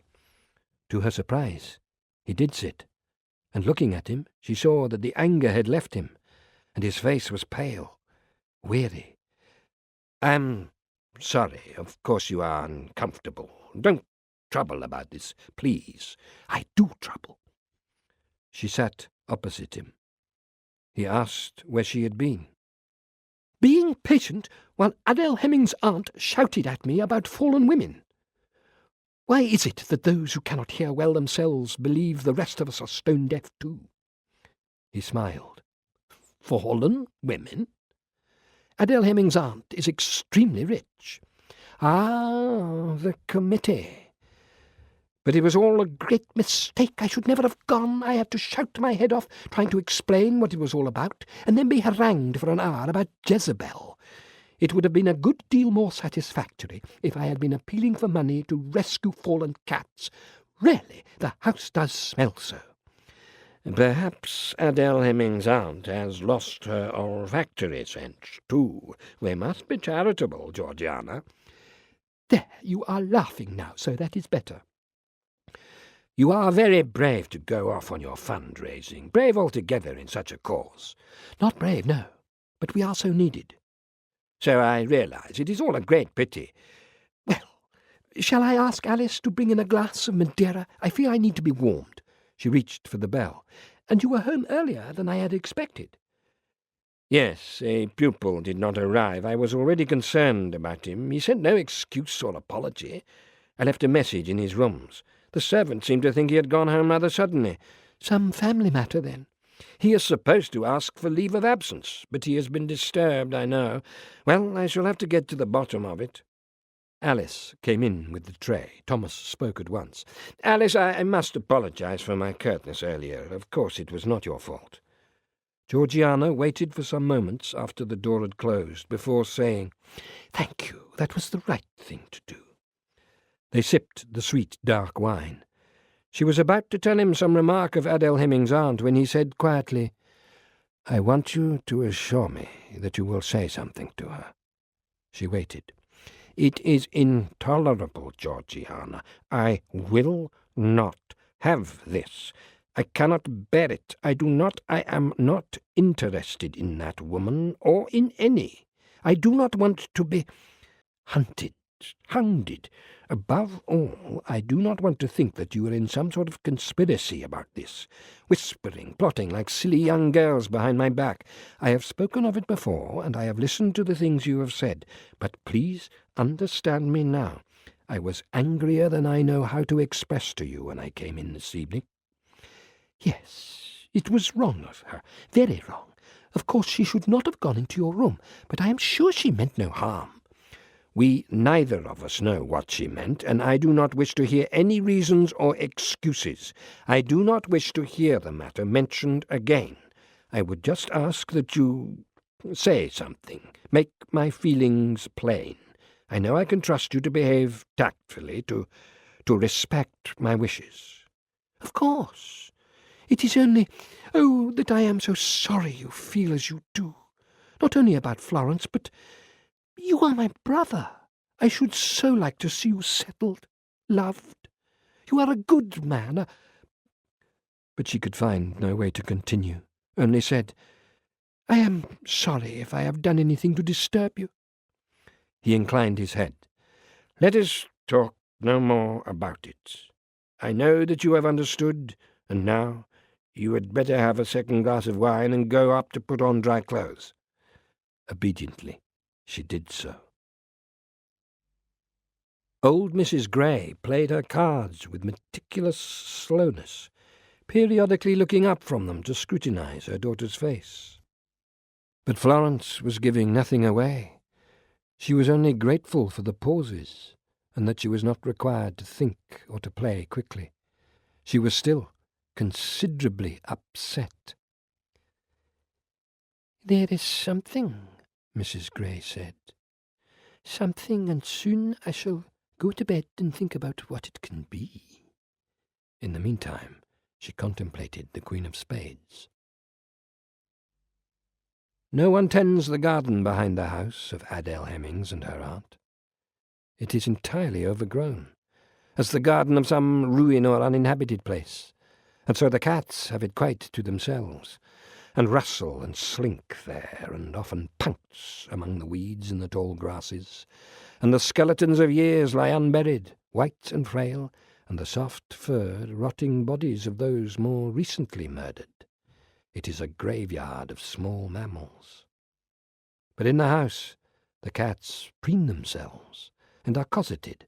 They lie sleekly on cushions and in the folds of eiderdowns, with bland, closed faces. When it is very late, Adele Hemmings opens the door and stands, listening to the night, and imagines herself a cat, free to walk off alone and where she chooses, wonders about possibilities, shadowy in her mind. But she does not move, goes nowhere. Only the cats flick past her skirts and merge with the darkness. Florence was trying to remember what it was like to be married. She had a photograph of Chester Bowring, wide-browed, with the huge moustache that made his face look so foolish. But it yielded nothing. She could not breathe life into it, make him the reality he had been. Deliberately she thought of walking beside him, her hand in the crook of his arm. But she had taken the arm of other men in the formal, everyday manner many times since then, and so the thought was meaningless. Occasionally she had woken in the night, and it had all been absolutely clear, so that she had almost believed he had been there. She had felt his hands, smelled the hair oil he had used, but fleetingly, confusedly, and nowadays rarely, so that even the wedding photographs and the ring she wore hardly convinced her that she had been married at all. Chester Bowring had been an American. They had returned to live in Boston after a protracted honeymoon tour of Europe, and she had begun to settle into society there as the wife of such a prominent man. He was a widower and almost 40 when he had married her, into being an American. 8 months later, Chester Bowring was dead, fallen on his bathroom floor one morning from a hemorrhage of the brain. Florence had returned to Cambridge a few weeks later, bewildered and rather rich, but otherwise strangely untouched by the whole business. The episode of her marriage seemed scarcely to have left a mark upon her. Now she wondered what she had ever felt for her husband. She had no recollection of it. She supposed there must have been love. She remembered a fondness and an excitement, and she had been flattered, certainly. Above all, there had been a reassurance about him. He had seemed, in spite of being American, safe and familiar. Nothing more. But perhaps nothing more had been necessary. But now there was more. Passion, she thought. Passion, though still she knew it was not love. Thomas had been white-lipped with anger. He had spoken to her as to a servant caught in an act of petty theft, had asked her coldly to leave his house. Confused, disconcerted, she had not known how to respond, had simply gone. But outside, the feeling that had flared up within her had been anger. Anger and a bitter determination. Want, she thought. I want. And calmly turned the photograph of her husband's face downwards in the drawer. In the end, weary of thinking, Mrs. Gray fell asleep, though it irritated her that she had not found a solution. "There is something," she said over and over again. "Something." But waking in the middle of the night, as she regularly did, realized that she had not been able to understand what there was, because her daughter had looked and behaved in a way she had never done before. Chapter 12. Eustace Partridge put his head in his hands and wept, and the tears ran between his fingers and down his wrists. Thomas, watching him and shocked beyond belief, had no idea what to do or say. The boy had burst into his rooms white-faced in the middle of the morning, had said what he had to, and then simply sat down and wept. A girl was to have his child. He scarcely knew her. She was the sister of an acquaintance from school, daughter of neighbours in the country. but otherwise it seemed quite insignificant. He had been home, the whole story was out. There had been confrontations with both families, and now Thomas. After a while, Eustace raised his head and pushed a hand through his hair, said, "I am most dreadfully sorry, sir." "Yes." Thomas could not look at him. "Yes." "Of course, I shall have to go down. I am to marry her." "And then?" I really don't know. That is, there is talk of the army, India. I don't want that at all. Or there is a possibility of helping to run the estate. It is all being discussed." "I see. I am sorry." It is hardly necessary to apologize to me." Though, of course, he believed that it was. The boy stared miserably at his hands. "You are a child," Thomas thought, glancing at him, for the face was open with misery, and had somehow become a child's face again, soft, unformed. A strange desire to console him came to Thomas, to treat him as tenderly, as lovingly, as he supposed one would treat a small boy who had come to confess some trivial offence and burst into tears in just this way. But the offence was not trivial, though commonplace enough, and it disgusted him. He could neither understand nor sympathise with it. Above all, he felt somehow personally rebuffed, and was angry, so that in the end, rather than trust himself to speak at all, he simply sent the boy away. Eustace Partridge went hopelessly to stare out of the window of his room down onto the college courtyard and across the roofs of the town, in despair that through a folly he scarcely understood or even remembered, he was to lose everything. But the bitterest shame had been having to speak to Cavendish, and the bitterest disappointment too, for he had believed that his tutor not only thought highly of, but warmly towards him. He had seemed to be an ally and a friend. The contempt on his face, the way it had closed against him, had shown him that there was no one on his side, and that he had no supporter after all. He remained at his window, brooding, regretting, and already felt quite detached from his surroundings, as though the college and its life and purpose already excluded him. Of his future, and of the pert, pretty Mary Wimpole, he could not bear to think at all. In the end, Thomas saw the Dean, and the Dean, who was a broad-minded and tolerant man, heard him out patiently, soothingly, though Thomas could not be soothed. "It is the waste, the foolish, unnecessary waste. He was a pupil I was proud to teach. He had one of the finest brains it had been my good fortune to encounter. There was excellence, there was achievement, and then there was such promise." "You speak as if the boy were dead." "He is dead to me." "Well, try to see it this way, that this incident and the disgrace of it have ruined his life. To us it is merely a passing disappointment. We have been let down, but he has failed his whole self, and so we must be charitable." "He has thrown everything away. And for what?" "Perhaps for a good wife and family, a happy life. We cannot tell. The situation could have been considerably worse. At least the girl is marriageable." Later, he spoke to Georgiana, not only of Eustace Partridge, but of the Dean. She said, "He has a forgiving nature. He is a man of tolerance." "He took an easy attitude, a lazy attitude." "You are hurt. You feel that you have been personally betrayed." "He has betrayed us all, let us all down for some idle passion. No, not even that. He said as much. He has not even that excuse." "And is there no possibility of his staying up to complete his degree? Could his father not—" "The father is a boor and a Philistine. I dare say this is all in character. He will like nothing better than an excuse to take the boy away. He has a dim view of scholarship. Try to be forgiving."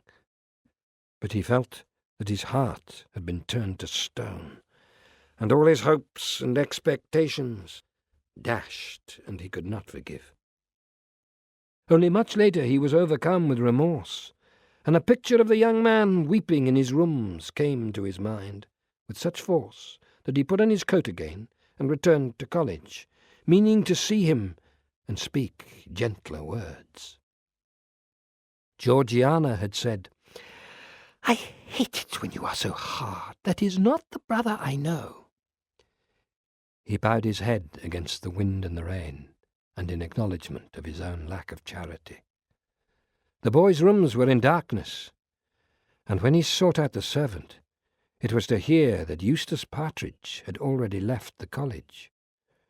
Returning to his own desk, he wrote a short, anguished letter of contrition, and after addressing it, walked across the court and into the chapel. There he knelt in the darkness and poured out his heart, prayed for the young man and his lost future, for the young woman and the unborn child, commended them all to God, and then turned his attention inward and searched his own soul, asking for the grace to have a right judgment in all things, and for the gifts of mercy, of humility, and of love. And the air seemed to seethe around him with the prayers of the centuries. They pressed in upon him, and he felt touched and uplifted by them, and as if his own prayers and his solitary voice had joined others to become part of the fabric of the building. Relief filled him, and gratitude. He had a more immediate sense of the holy and life-giving than for years, and was profoundly comforted. 3 days later, he took the train to Norfolk. Chapter 13. Other girls sit out on the veranda, sewing, writing diaries, sketching, gossiping, giggling, drinking sodas and lime, and perhaps, later, a piano lesson. But their mothers sit too, and write endless chits about that evening's dinner or the stores, or send messages by the boy about dances and dress patterns. For now the young women have arrived from home, everyone is very much concerned with fashion and refurbishing last year's dresses and ordering new. The returned girls are quizzed relentlessly for details of the latest collars and trimmings, hats and hems, the local dressmakers driven frantic with orders, toil and toil. And other women on other verandas hasten to reply. But Kitty does lessons every morning, and if they have ever disagreed about it, Eleanor has told Louis that at least if Kitty is educated, she will make a better companion for a husband, though she knows there is more to it than that. Men don't want clever women. They don't want that sort at all. He has been tetchy at the end of a day, gone off irritably to his bath. But they talk on through the open door. Only the boy has got the water at the wrong temperature, or else the soap does not lather. Kitty is going to marry. It goes against all natural thinking that she should be clever. Let her have fun, be admired, so long as she does not damage her reputation. George Springer's girls. She lets him grumble on, hearing the regular sluicing of the water down his back. And of course, when he is out and dried and dressed, it has all been smoothed away. Then they agree about Kitty after all, discussing George Springer's buck-toothed daughters, and having higher aspirations for their own, for she is all they have. Miss Hartshorn is much recovered, though the terror will disfigure her dreams, sleeping and waking, perhaps forever. But she is up and about, and anxious to put on a brave face and be back to work, at least for the time being. So here is Kitty, sitting beside her, listening. It was a threatening, misty morning, but mild. We first rested in a large boathouse, then under a furze bush. The wind seized our breath. The lake was rough. There was a boat by itself floating in the middle of the bay below Watermillock. When we were in the woods beyond Goldbarrow Park, we saw a few daffodils close to the waterside. We fancied that the lake had floated the seeds ashore and that the little colony had so sprung up. But as we went along, there were more and yet more. And at last, under the boughs of the trees, we saw that there was a long belt of them along the shore, about the breadth of a country turnpike road. I never saw daffodils so beautiful.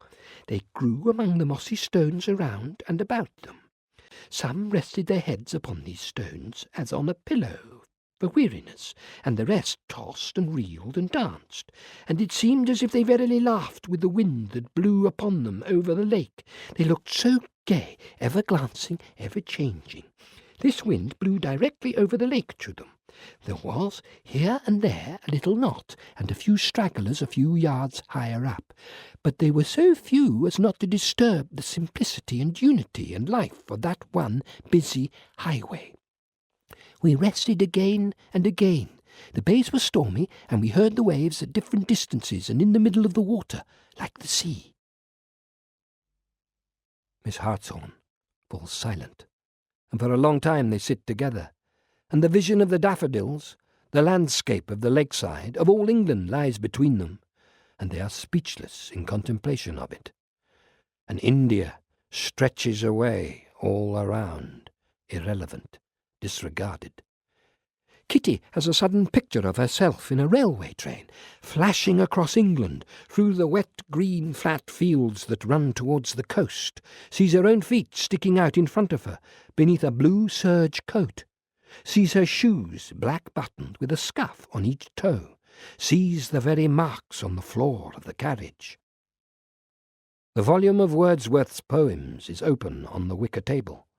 Miss Hartshorn looks down, will say, and then, of course, there is the poem itself, her brother's poem, but that came later. That was not written until 1804. And she will take it up and read it aloud. She reads rather well, but not yet. Now they are still too much in the midst of it all. They sit on. Oh, I want to go there, to be there, to see for myself, to walk beside the lake, climb the crag, stand in the rain, feel the cold wind on my face, to read more, read the others, to see their graves. I want it all so much. Kitty's head is a confusion of disconnected fragments, names, places, hopes, dreams, but she says nothing. From the house, a burst of singing, half chant, half melody. Silence. Eyes closed, Kitty recites. I wandered lonely as a cloud that floats on high o'er vales and hills, when all at once I saw a crowd, a host of golden daffodils. For she has memorized it long ago. Hearing her, Miss Hartshorn weeps. Eleanor sits opposite the young woman whose child has died of cholera the previous day. The fan goes round and round, round and round in the ceiling, and the room is rather dark. The first few formal murmurs having been made, there is nothing at all that she can think of to say. But the mother talks. He seemed perfectly well. Nothing was wrong. When he went to bed he was normal. Oh, and I have been so careful ever since he was born. Stood over the servants, had everything boiled, made sure that the food, but someone has been careless. I've been so strict with them about things for the baby, everything. I don't think they like me, but they know. I ordered them, Herbert ordered them, and he was never allowed to drink the milk in any other house. We carried our own. The ayah knew. Her voice went on like a slow-flowing river, monotonous and repetitious over stones. Flick, flick, flick, flick, flick, flick went the fan around and around. There were swathes of faded and patched English chintz and cretonne covering the Indian chairs, and watercolours and oil paintings on the walls. Ben Nevis, Shepherd Evening, Salisbury Cathedral. But the furniture, the whole room, still looked, as always, Indian, and little brass and ebony tables everywhere. It happened so quickly. It was hideous. But he seemed so well. She got up, wandered about the room, smiled vaguely, sat down again. The doctor was half drunk. Oh, Herbert said, but he didn't seem to care, even be interested. It was almost as if it was some native child. I told him we had done everything, asked if there was... He shrugged. He simply shrugged. She stared in a sort of panic, huge-eyed at Eleanor. "I haven't cried. I cannot cry. It has all happened so quickly." Yes, Eleanor thinks, and watches the fan go around and around. That is how it is here. Children, babies, playing, sunshine, healthy one day, dead the next. Cholera, typhoid, dysentery, malaria, septicemia, snakes, scorpions, mosquitoes, rats. India. Danger. First Miss Hartshorn, and now this. She has been very happy here for 20 years, and for almost 16 of them since Kitty's birthday has been fearful, constantly shadowed by anxiety over her safety. She has exposed her only child to all these risks, to this ever-present, lurking danger, and all for the joy of having her with them, and because she could not have borne the separation. And it will go on, she thinks. It will never be over. The young woman, whose name is Myrtle Pinkerton, rings for tea, but then leaves the room abruptly. Eleanor sits in the bamboo chair under the flickering fan and sees the future. Sees Kitty married to some young soldier or civil servant and sent off to a remote station. Kitty, lonely, bored, frittering away her life among a lot of dull provincial women, and with nothing but the appalling dangers of pregnancy and childbirth ahead of her. And afterwards the whole cycle would merely begin again. Harry Pinkerton was an only son, the firstborn. He was not quite 2 years old. The young woman comes back, apologizes, but is dry-eyed still. Then, sitting across the room after the servant has brought in tea and hard little coconut cakes, she tells Eleanor about the child's birth, trying to draw her into the great stifling conspiracy of female suffering. "Yes," Eleanor says. "Yes, I know. Of course I understand." But she does not, only remembers before Kitty having been told that it would be unendurable pain, and so, of course, expected it. They were in the hills. Her room looked out onto the valley and the line of mountains beyond. She had felt at peace and strangely detached. It was very early morning, the treetops rising out of the mist, the rooks cawing, and the pain had been really nothing to speak of, short-lasting and quite endurable. She had almost enjoyed the rigours of it, as of a good hard walk uphill, straining every muscle, but exhilarated. Afterwards she had looked down at her fair, small, perfect daughter, and the joy of it, the passionate love and commitment of the moment, haunted her still. For no particular reason that they could determine, there had not been any other child. So that when women talked, she kept silent, and felt apologetic, as if her suffering had quite unfairly passed her by. Now she stands, feels obscurely guilty again, facing the dry-eyed, distraught young woman, thinks, and this is another suffering evaded, and nothing truly bad has ever happened to me. "No, won't you stay? We could sit on the veranda. Herbert won't be home for... the boy will bring us a drink." But she makes an excuse, and it is true that there is a dinner tonight, and the Viceroy will be present. She intends to look magnificent. "You see," the young woman takes Eleanor's hand, grips it. "Now I have nothing." And she looks desperately about her, at the mean little bare-earthed garden, the fence, the flagpole on the nearby government building, the vulture raking the sky. Yet she has always seemed the most devoted, the most conscientious of the younger wives. Even Louis has remarked upon it. And will be so again, Eleanor thinks, driving away. Will do her duty and make the best of India. Will bear more children, and perhaps with greater ease, and will love them, agonize over them, and eventually, one way or another, lose them.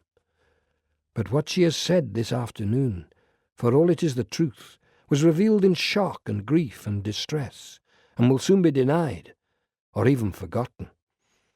She turns her attention to the evening ahead, and how she intends to look magnificent.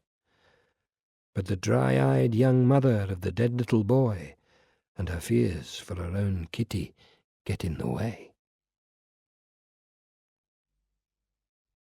Chapter 14. Florence had had a small table set in the upstairs bay window. She intended to sit at it and read seriously, to educate herself. She had already written to Thea Pontifex. "Of course, I am a historian," Thea had replied in her plain round hand. "I cannot pretend to guide you in any other area, except perhaps a little in literature, which has long been my other love." There followed a short list of general introductions to the study of English history and the Constitution. At the end of it was an appendix on the novel. Florence stood up. It was a fine morning. She would go into town in search of new gloves, and afterwards to the bookshops. Seeing her in the bright sunlight across King's Parade, Mrs. Lacey, wife of a college warden, held up the traffic with her umbrella. Bicycles swerved madly. "Now at last I have caught up with you. You have been positively striding out." She took Florence's arm. "We are having a dinner on Friday. There will be a professor of fine art from London and Miss Blake, who has published poetry. I do hope you are free to come." Free, Florence thought. Oh, yes, but looked around her in sudden panic, feeling pressed in by tall buildings and the crowds pushing past along the pavement. "Oh, I am always free. I am short of a lady." She pushed her face with its little snouty nose close up to Florence's shoulder. "But I think I may be already engaged for Friday. Perhaps I may let you know." Florence smiled charmingly and then escaped to walk as fast as she dared, making for the side lanes and the bridge, gloves forgotten, books unbought. Here it was very quiet. A chill wind cut off the water. There were scarcely any other walkers under the bare trees. She thought, as she thought every hour, there is nothing else that I want in my life, and nothing else will satisfy. I have a single purpose, but for the time being had no idea how to go about achieving it, and longed, walking very slowly, looking down into the river, for an adviser, a confidant. In the end, finding herself back among the buildings and in the shadow of his college, she went in and crossed the court to the chapel, where she stood with a few other visitors and gazed up at the great picture behind the gilded altar. But it meant little to her, and she passed altogether over the one half-shadowed face of the kneeling figure, quite unseeing, unaware. And of course she had hoped that he would be somewhere about, and he was not, so that at last she was obliged to leave, to go back across the courtyard and out through the gates, into the clamour of the streets again, and if she had glimpsed the windows of his rooms, she did not know it, for which were they? It was lunch-time, and she despised herself for a weak fool, and then rushed to purchase some gloves which, on getting home, she saw that she did not like. The bookshops remained unvisited. But she went to dinner at the house of the warden and wore silk of a startling blue and sensed admiration, and overheard, further down the table, as the silence abruptly fell, the rather shrill voice of the professor of fine art. "A woman can make any man marry her if only she will go about it in the right way." Florence stared at him, a flash of excitement and wild hope suffusing her neck. At another dinner, Eleanor sits next to the Viceroy, and is charming. He is quite delighted with her, and at the ball which follows dances with her twice, and she does indeed look magnificent. So Louis thinks, watching, and he himself feels glorious with pride. Uplifted and made radiant by the admiration and interest, the flattery that surrounds her, Eleanor waltzes like a girl, as perhaps Kitty will soon waltz here, and is quite satisfied, quite fulfilled, for surely, she thinks, life can hold nothing more than this, and in the midst of it all I am doing my duty, and supporting my husband. It all reflects upon him. I am exactly where I should be, and whirls away lightly in the vice-regal arms. Tomorrow there is another ball in fancy dress, for now the cold season is in full swing. Every day there will be garden parties and afternoon drives, the gymkhanas and the polo, tennis and archery and badminton tournaments and teas. There will be regimental balls and club balls and moonlight picnics, with a wedding or two, with everyone young or pretending to be so. Charmed lives, and sadness and loneliness and homesickness and beggars and lepers. The return of the hot weather and the deaths of children are banished out of sight, though not always quite out of mind. And Kitty sits in bed under the mosquito netting and reads of lakes and mountains and rains and mists, of shepherds and daffodils, poems she does not fully understand, and looks up now and again to dream and make and unmake plans, and listen to the night howl of the jackals. Chapter 15. By the time the trap deposited him in front of the inn, it was quite dark, and blowing a strong wind off the sea. Thomas stepped down and set his bag on the floor beside him, waiting until the horse's footsteps had receded into the roaring night, down the 2-mile track into the village. Then, knowing his way blindfold, he crossed the patch of rough ground to the quay, and felt forwards until he came up against the parapet wall. Out beyond that, in the pitch blackness, lay the marshes and mudflats and water, stretching out to the North Sea, from which came now the boom and crash of the waves, brought in on the gale. At his back, the inn sign swung, creaking and straining. Below the door, a line of oily light, which once or twice fanned out brightly and wavered as someone came in or out, before disappearing again. The wind beat about his head, and the salt taste came into his mouth, and every anxiety, every petty concern and irritation, every thought of other people in the life left behind, dropped away from him. Now he was the other man he had become on every visit here over the years, the same man who was descended from the boy who had gone out in the boat across the water with Colum O'Cool. And the man of Cambridge, of court and chapel and cloister and book-panelled room, the tutor, the cleric, the scholar, hemmed in, confined, formal, had no existence here. Now he turned, and his eyes grown accustomed to the darkness, could make out the hulks and roof lines of the boat-builders' sheds and workshops, the falling-down fish stores and warehouses. There was nothing else save the inn and the open waterlands to the sea, no dwelling of any kind, and no shelter. The wind battered at his back, raged about him, wailed and whistled in his ears, and he welcomed it, though at the same time hoping for better, calmer weather by dawn, when he meant to set out. But for now he let it come at him and over him, and when a burst of rain and spray whipped his face, turned himself to catch the full force of it. But in the end, because he had brought the minimum of spare clothing, and did not want to live for 4 days and nights soaking wet, he picked up his bag and walked across the yard to push open the heavy door of the Wherry Inn.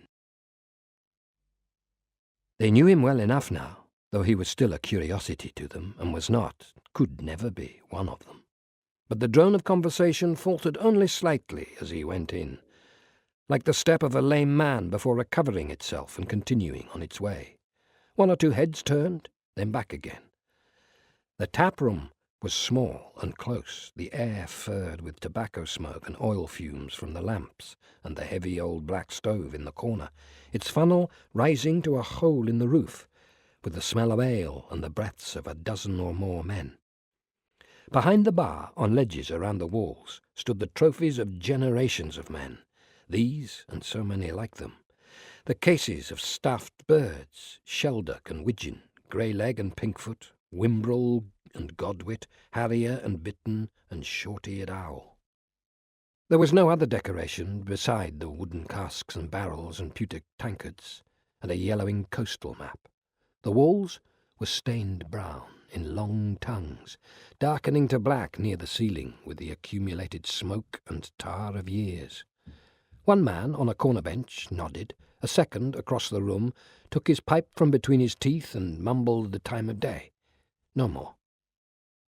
Because of the fierceness of the weather, they would have been here and immediately outside for much of the day, unable to put out, drinking, talking, smoking, and in between roaming restlessly about the quay and the green and up towards the jetty to look at the sky and out across the marshes and the water, like caged-in wild creatures wanting to be free and away. And besides, poor weather meant a poor livelihood for these men who lived by what they caught or shot. The wildfowlers, punt gunners, poachers, eelmen, wherrymen.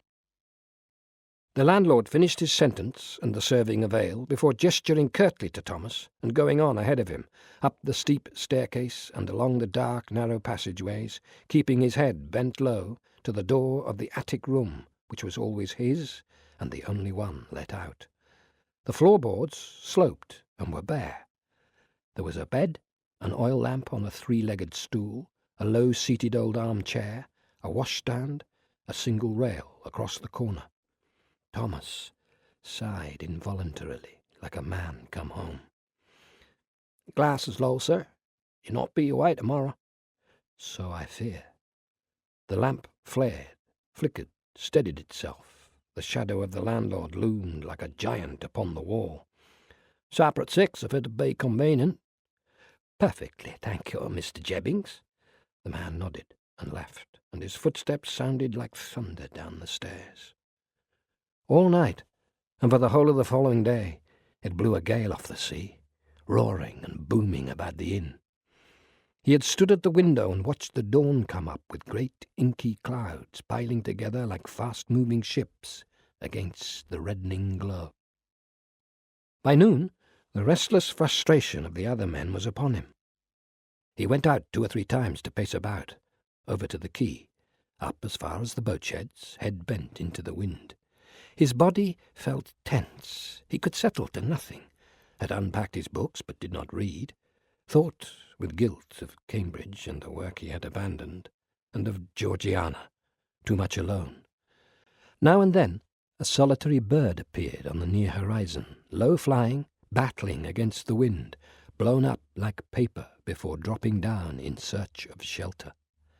In the end, in the waning light of late afternoon, he went out again, struck off west to walk 6 miles or more inland, and as he went, and as the dusk crept in around him, the roaring of the sea at his back faded so that, gradually, he could hear the soft, rhythmic tread of his own footsteps on the marsh grass, and began to be calmed by it. He saw no one at all. Ahead, the leaden sky reached down to touch the ground, which darkened to brown and peat-black as it receded from him. Here and there, water gleamed in small pools and tongues. But then the marshland dried up and gave way to heath and sandy scrub, and eventually to a thin belt of woodland, where he rested out of the wind. And in the last few yards, when he was almost into the trees, a short-eared owl, which had been lurking, silent and motionless, down close to the ground, so that he had all but stepped on it, rose suddenly on whirring wings and swerved. He saw the fierce glare of its eyes before it made off in ghostly flight towards the marshes. And his heart leapt at the sight, and the moth-like beauty of it, and where he had been out of true with his surroundings, his mood fractious, now something within him adjusted, and he relaxed, and was at peace, and at one with the world and his own presence in it. He returned in darkness and several times stopped, able to see no further than a yard ahead of him, guided only by instinct and the faint smell of the sea and the direction of the wind coming off it. He left the path and stumbled, and twice fell up to his calves in water and thick marsh mud.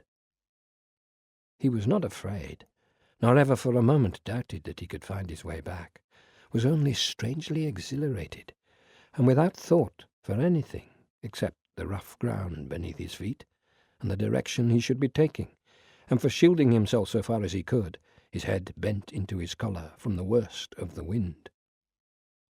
He felt himself completely bound up with the air, the storm, the ground, the darkness, like some bird or animal that had been raised here to be a creature of instinct and of physical awareness alone, not an alien cerebral being, a stranger come from elsewhere into this wild landscape, but one who in all ways belonged. So that he felt guided home by quite other means than any use of reason or recollection. He came quite suddenly up to the boat sheds, saw the wavering light from the inn, and was startled, and forced to wait out in the blackness and swirl of the gale and in the heavy rain that was now falling, not merely to reorientate himself at the end of his journey, but to get in touch again with himself, to return as a thinking human being back into his own body. But walking into the smoky, oily light of the taproom, seeing the men there on the benches, as he had seen them the night before, he still felt oddly uncertain of who or what he was. This is the end of CD 2. The book continues on CD 3.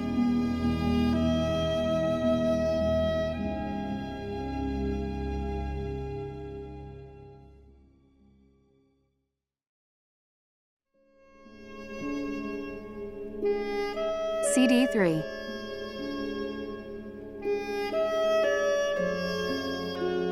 Chapter 16. Georgiana sat alone under the lamp, reading of a 16th century voyage to China, and looking, if she could have been seen, surprisingly handsome in the tallow light. But she was not seen. The house was empty. Thomas was in Norfolk. Alice gone to a meeting of her spiritualist fellowship, which troubled Georgiana, who had been very strict that it should always be kept from her brother, though of the maid's afternoon seances he had in fact long been aware. But she read and reread each paragraph, and could not concentrate, and the usual flights of longing for exotic travels were dulled.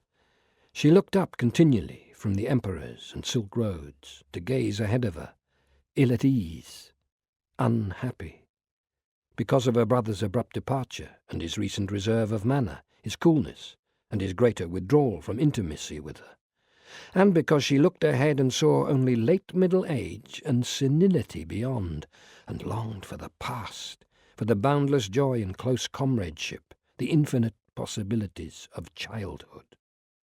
And the dry, cracked throats and dulled senses of a head cold, and 100 petty irresolutions, and the miasmic airs of November. In the kitchen, Alice had left the tea-tray ready laid, scones and a Dundee cake, and fresh bread and butter under a plate. She had only to boil the water, and in a moment perhaps would do so. In the conservatory beyond the glass doors, small birds flew here and there within the cages on abrupt bright wings. And a mile away, old Mrs. Grey dozed and snored slightly over her game of patience, and half-dreamed peculiar fleeting dreams, until the maid came in with the evening paper and rattled the fire-irons and raked the curtains irritably shut. Upstairs, Florence stood at the long mirror, closed her eyes and opened them very abruptly time after time, hoping to glimpse herself afresh, as another would see her, hoping to admire. But the face and the figure were inescapably familiar, and what impact she might make, how she might be judged, whether she were handsome or not, she could never tell. The clock chimed the half-hour. Her mother would be wanting tea, but she did not go down. And in other rooms all over Cambridge, other women sat alone and with nothing but solitude in prospect. Only Thea Pontifex, at her desk in the Women's College, was absorbed in her solitude. She wrote steadily, and occasionally paused to delve into the pile of books beside her, and her cheeks were flushed with the excitements of scholarship.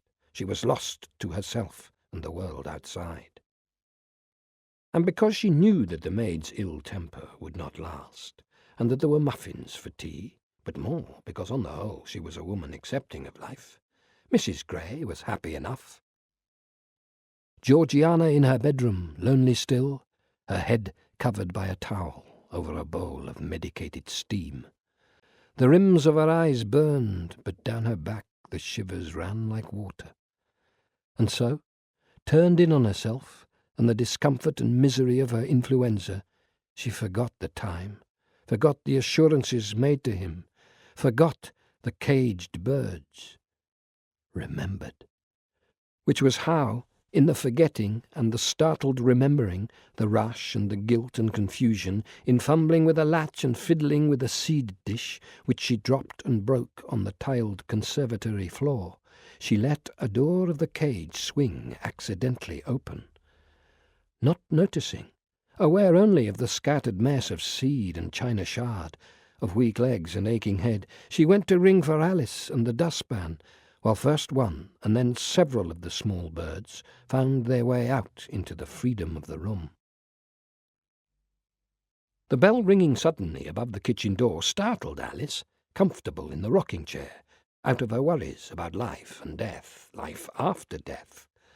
For the fortnightly spiritualist fellowship always filled her with an ardent conviction until a little later in the evening, when the doubts gnawed like worms into her brain. But could it not all have been invented? There had been too much just lately in the newspapers about mediums exposed as tricksters and frauds. Yet her friend Annie had wept tears of joyous recognition at the message from her sister, 1 year dead, had clung to Alice's hand when the medium spoke. It had, she had said, made the whole world perfect for her and everything right again. Life and death. Death. Death. Alice worried at it, and the thought would not leave her. Life and death. But whom to trust? Life and death. Perhaps as it troubled her so much, preyed on her mind for all these hours afterwards, she should not go at all to the spiritualist fellowship. But what had a man like Thomas Cavendish to offer? There had been no comfort for Annie from the likes of him. Life and death. And then the bell rang.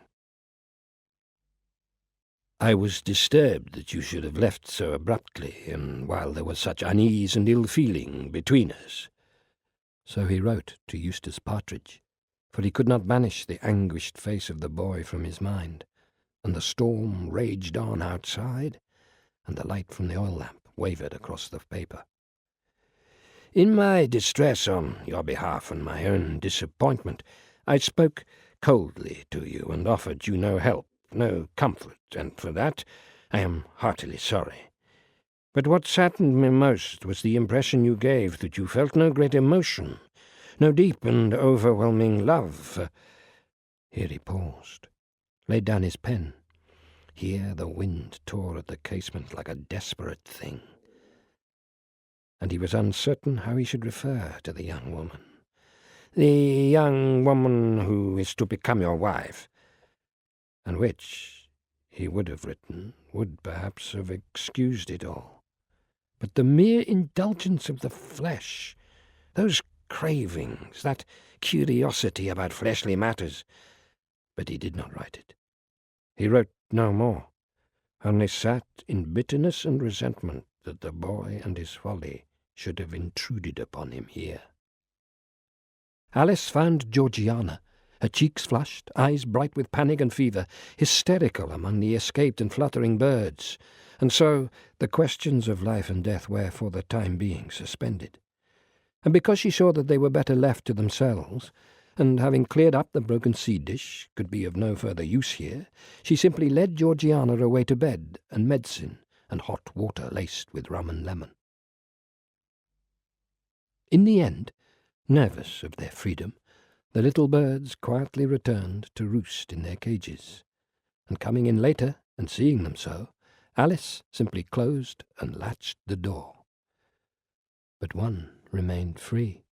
One bird Alice did not see, perched high up close to the skylight, its vivid wings closed, head bent into an iridescent breast.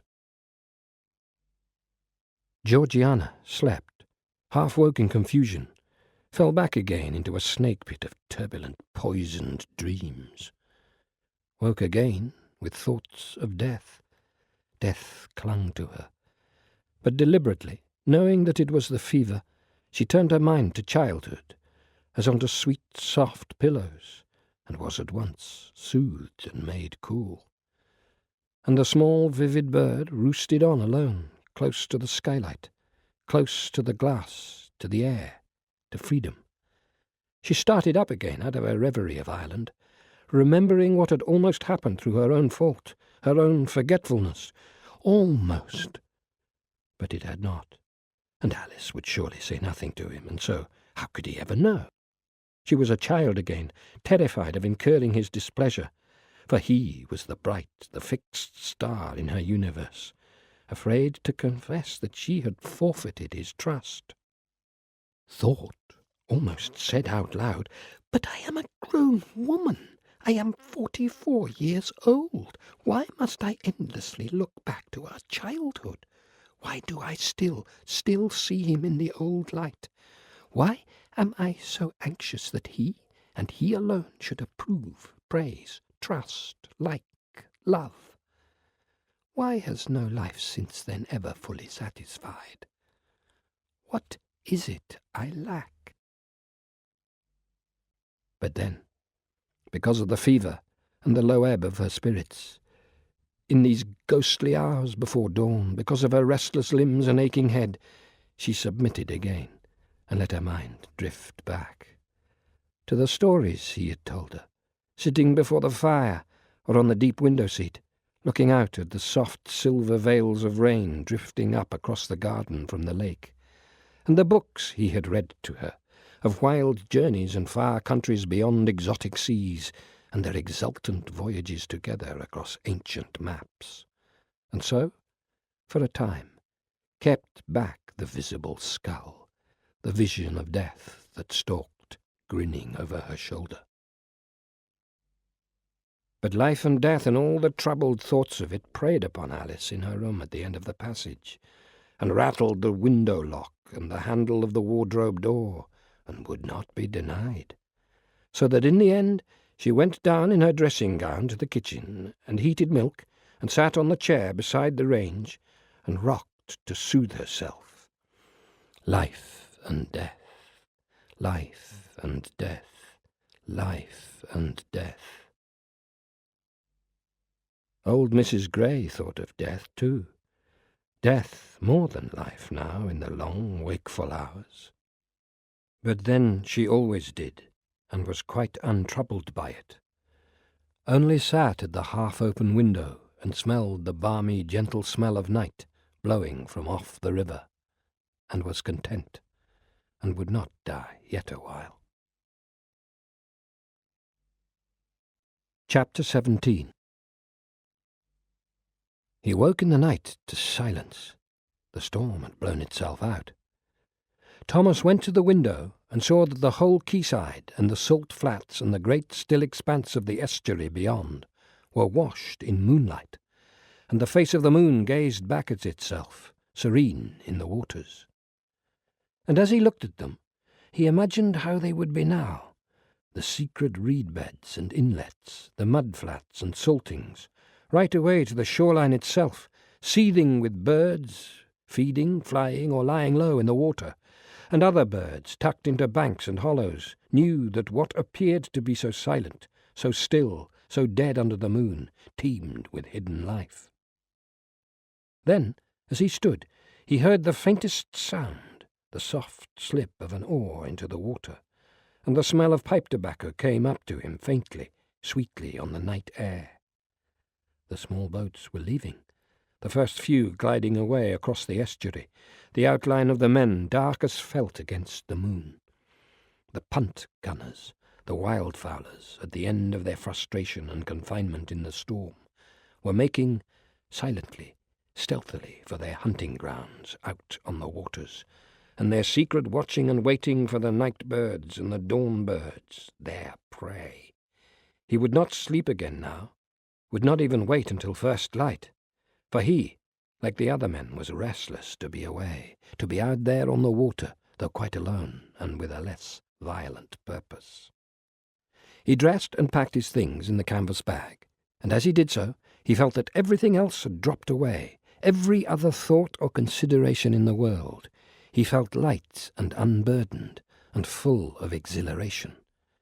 And he was a boy again, the same boy who had got ready like this, furtively, quietly, to go out in the hush of early morning, through the mist that lay low over the lake, in the fishing boat of Colm O'Cool. Colm O'Cool, who scarcely spoke, only rowed and fished and sat, close and still. And there had been an absolute bond between them, a companionship and understanding such as he had never known in the rest of his life, nor did he expect ever to know it again. He descended the dark, creaking staircase and, after leaving money on the tap-room counter in payment, went out of the inn and across the moonlit quay to the boat-shed, where Abel Sinnett had made the small dinghy ready for him days before. And the smell of the salt sea blew across into his nostrils, and the rich, wet, pungent reek of the marsh, and he felt as if his own body were light enough to rise and soar into the night sky toward the stars pricked out in it, like one of the seabirds, great of wing. The island was very small, no more than a few dozen yards across, and marshy, with reeds fringing the outer edges, and thicker grass, and some alder and willows towards the centre. On the eastern side stood the hut, with the houseboat moored beside it, and all around, water, flat and still and luminous under the moon. He tied up the dinghy, and for a moment or two rested there. As the lap of the waves he had made stilled and died away, there was silence again, thin and pure. Then in the distance, the faintest of cries, a curlew passing along the far fringe of the tide. And soon that other sound, like no other in the natural world. At first a breath on the air, a movement rather than a sound, but growing rapidly louder as the geese came through the night towards him. He could see the skein now, flying towards the sea, white in the moonlight. As they approached, the beating of their wings sounded across the silent waterlands, and then he could hear them yelping, baying like hounds in full cry, their huge beating bodies directly over his head. He looked up into the heart of the fast-flying pack, before they had gone, over the marshes and the tongue of the estuary and away to sea, and only the last echo came back, like the faint wash after a great wave, and was absorbed again into the surrounding silence. With the smallest sigh over the water, the tide turned. Then the cold, hard crack of a gunshot from one of the hidden men, and the crack reverberated around the rim of the night sky, and others quickly succeeded it, and then the ducks rose in panic and clamour and made away. Once he had shot birds himself, in Ireland as a boy, and for a time out here with the fowlers, but his heart had pulled against it, and he had regretted every bird shot, every airy feathered body that had plummeted like lead from the free sky, until finally he had shot a curlew, and felt as if the death that sprayed out of his gun had come instead from his own body, and the smoke of it had ridden into his throat and nostrils, and he had choked on it. He had never shot again, but he would not condemn those who did, the men who lay out there now in punts and hides among the reeds and rushes, and whose harsh livelihood this was. And now the dawn came up. Pale light seeped into the sky and spread surreptitiously across the waters, and with the first light, a flicker of a breeze breaking the stillness. He tied up the dinghy and climbed out and hauled himself and his bag up the rungs of the ladder onto the tarred wooden houseboat. Abel Sinnett had opened it up the week before, aired and cleaned it, and left him supplies, food and oil, candles and fresh water. Now Thomas stowed his books and few clothes away, and refamiliarized himself with the close, cramped little rooms, the smell and feel of them, set up a kettle to boil on the primus, and when his tea was made, took it out onto the deck to sit and look out over the wide waters. And as he sat, from nowhere, as though exhaled by the body of some invisible marsh creature, a mist began to steal towards him, wreathing and unearthly, so that in a few moments the water below and all around him, and then the island, the boat, and the dinghy were swathed in its cold dampness. And with the mist the silence returned, and pressed in upon his ears, a new, uncanny, muffling silence, quite unlike the clear silence of the moonlit night. But then, so that it caused a shiver to creep over his flesh, like the creeping of the breeze that rippled the water, he heard the strange, ill-omened booming of the bittern. Chapter 18. Kitty rides out at dawn, at barely 5 o'clock, and only the servants see her. Rides out across the blue plains toward the river and beyond, mile after mile, with the Syce for company, because that is the rule. But the Syce keeps a few paces behind her, and soon she begins to gallop to try and outstrip him, and he knows it and allows it, though always keeping her in view, in reach. And it is this that she would miss if she were to leave, the freedom to race across country. Above her the sky is silver-white, but tinged faintly bronze where the rim meets the land, and her head is rinsed clean and clear, as a bowl rinsed in a spring. Of any thoughts, any words, there is only the exhilaration and the movement, the rush of the air towards her. But Miss Hartshorn is awake, as always at this time. She sleeps so fitfully here, sits up in bed with a board across her knees, writing about Kitty's future to her friend in Warwickshire, taking it upon herself to make tentative plans. Eleanor sleeps, cocooned in her dreams of glory, for she was admired on all sides, and looked magnificent, and Lewis basked in it, and still none of it has faded. The satisfaction continues to warm them. And when she does stir and wake, it is only to the glow of happy recollections, like a young girl after a first ball, and then to think vaguely that before long it will be Christmas, which of course Kitty adores, and Kitty will be here with them, and so perhaps everything else can be left to resolve itself. There are no troubles breaking upon the calm surface of her life. Chapter 19. Quite suddenly, the sun broke through the mist, dissolving and clearing it, flushing the water rose-red, and then, a few feet away from him, he saw the bird. It was standing, solitary, motionless, on reed-stalk legs, silhouetted against the sheen of the mud which had been exposed by the receding tides at the island's edge. And it seemed to Thomas that this place was a sort of paradise, and he, at the heart of it, was in that state of bliss which saints and visionaries and poets attempted to describe. And looking at the bird, perfectly poised against the water and land and sky, he thought that no created thing was ever more beautiful. Chapter 20. On November 22nd, at St. Margaret's Church, by special licence, Eustace Partridge to Mary Wimpole. But it was a glorious afternoon. Winter, the trees bare, and yet still flushed with the last of autumn in the air, in the sunlight. And Mary Wimpole, who was so small, so neat, wore lavender grey and a hat trimmed with silver silk roses, but there was a puffy paleness about the skin below her eyes. No one knew them here. The town was miles away from their homes, which was what had been thought best. The families had met together, and it had all been decided. After the wedding, there was luncheon in a hotel. Champagne had been served, and claret with the game pie, and so things had passed off well enough. People had become quite friendly. There had been good wishes and a certain amount of laughter. Later, they had walked the short distance, arm in arm, down to catch the ferry to the Isle of Wight, and the late afternoon sun struck gold upon the water. Everyone was making the best of it. Mary Wimpole, but Mary Partridge now, had smiled and kissed both sets of parents very sweetly, and held his arm as the boat began to pull away. And they had waved.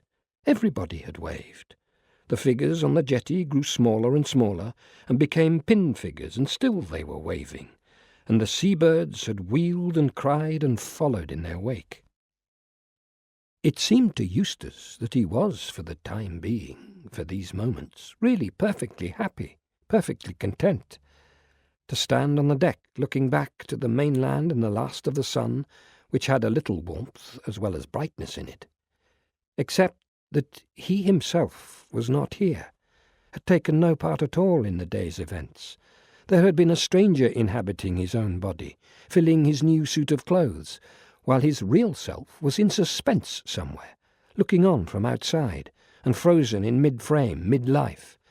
Yet soon, surely, things would be as they were again, and he would be himself, and back in Cambridge, the past would reassert itself.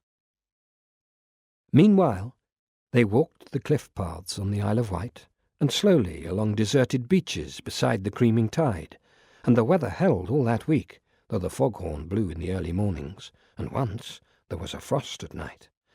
And Mary Wimpole chatted to him, and he looked after her with infinite care and tenderness, as he would some object that had been entrusted to him, but temporarily, that was not his, but which he was to hand back. At night he lay awake beside her, and when she slept, inched his body away, careful not to touch hers at any point, and after that only listened to her quiet breathing and the sound of the sea through the window, and could neither sleep nor think. Only towards dawn he became tangled in dreams from which he could not extricate himself when the foghorn woke him in the muffled night. On Wednesday afternoon he left her lying on the bed, because she felt slightly unwell, and walked by himself, climbed to the top of Tennyson Down, and sat there on the grass beside the cropping sheep, and remembered a holiday spent on the island when he was a small boy. He had come up here then, and sea and sky had stretched away all around and below him, and he had felt himself to be king of the world. Now he lay on his back and felt the earth turn, and thought that perhaps, after all, he might make the best of things. But he did not know her, and though she spoke lovingly, she knew nothing at all of him. And then, realizing that, and struck by the truth of it all, he stood up abruptly, and as he did so, recalled the childhood feeling that when the wind blew it would lift him off the ground and he would soar. As Thomas walks back across the dark heathland and marsh towards the sea and the gale and the light of the Wherry Inn, 70 miles away, across that flat country, Adele Hemmings is walking too, down through the tangle of the neglected garden, where unspeakable horrors lie casually hidden in the grass, to the back gate, whose wood is slimy with rot, and whose hinges are eaten away by rust, so that it always hangs half open.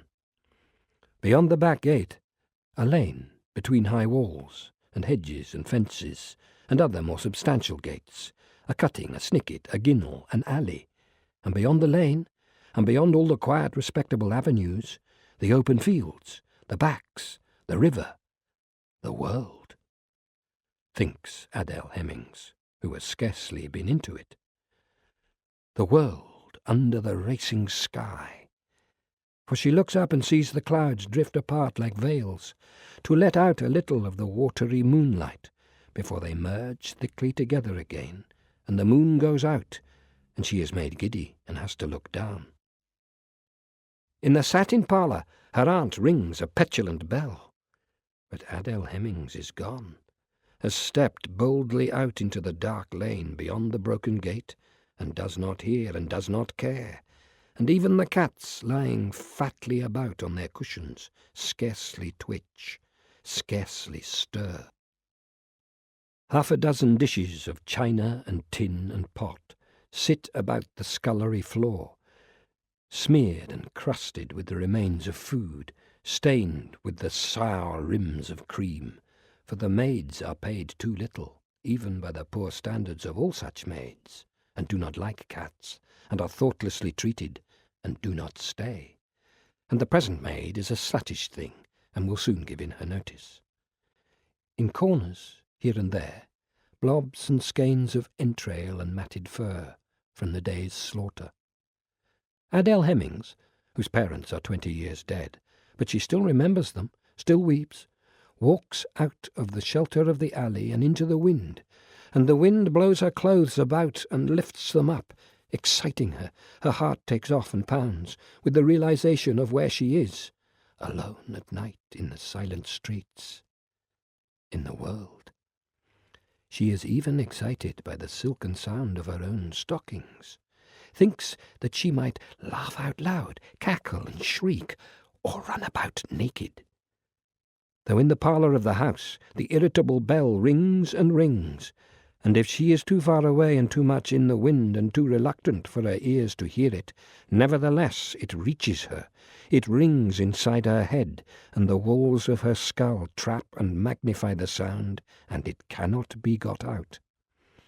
Adele Hemmings does not walk very far, 50 yards into the wind, but never out of the shelter of the respectable avenue.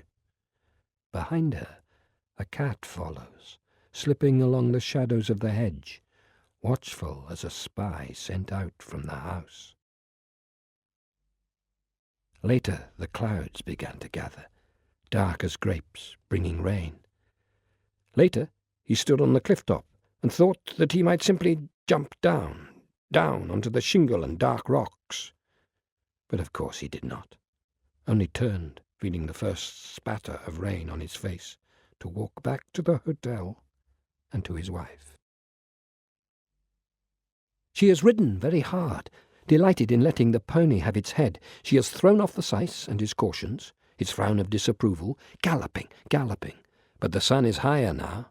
They have turned for home, sedately trotting, barely disturbing the dust. Sadu is content again.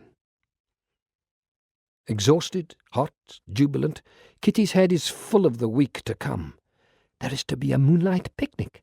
There are no fewer than 3 garden parties. There is the gymkhana. The social round is unceasing.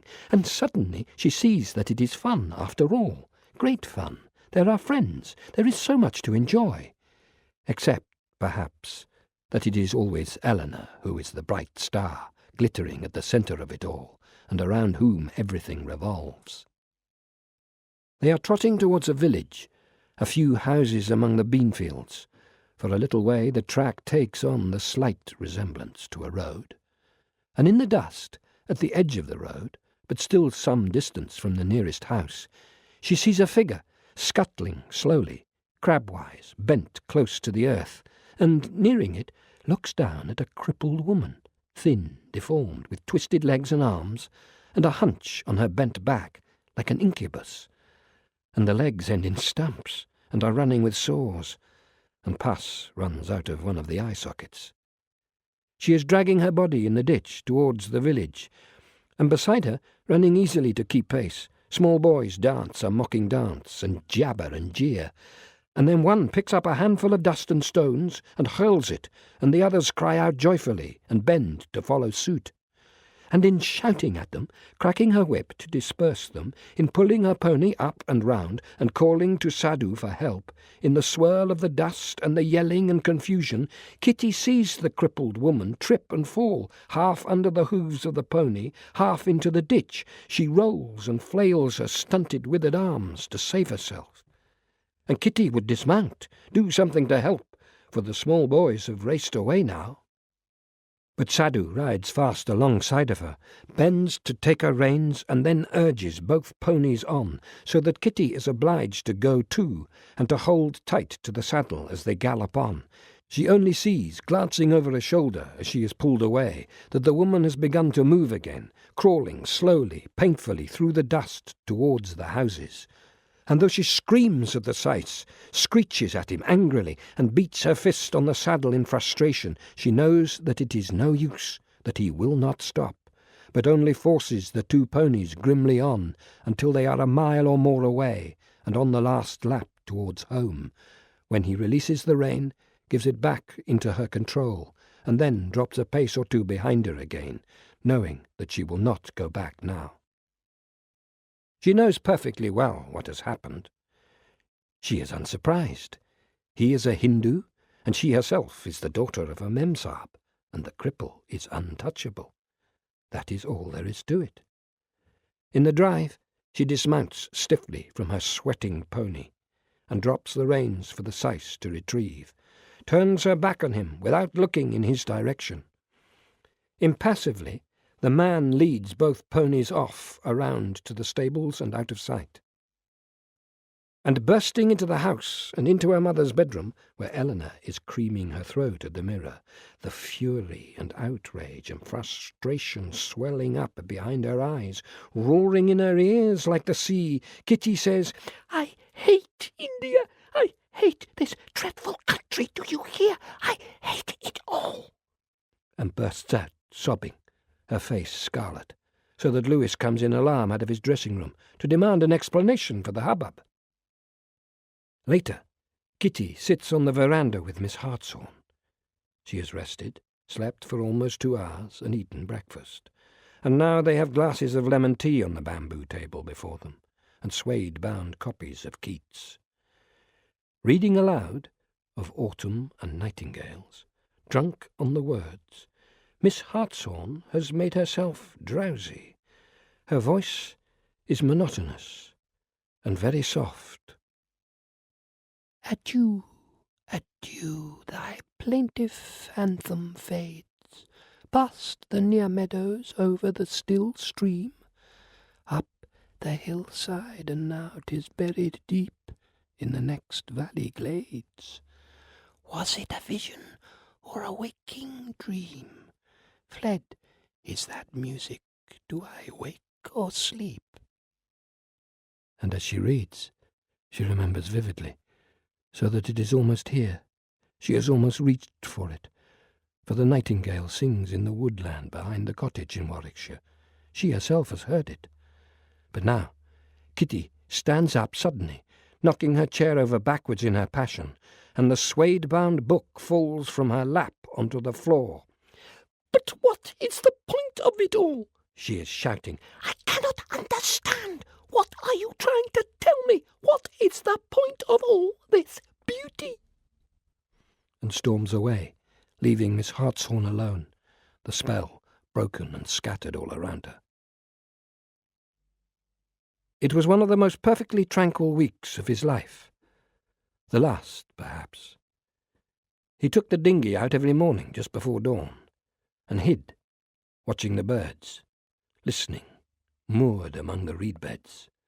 Twice he went out in the late evening, at the turn of the tide, and remained there all night, lying flat along the bottom of the dinghy, cramped, cold, silent, content.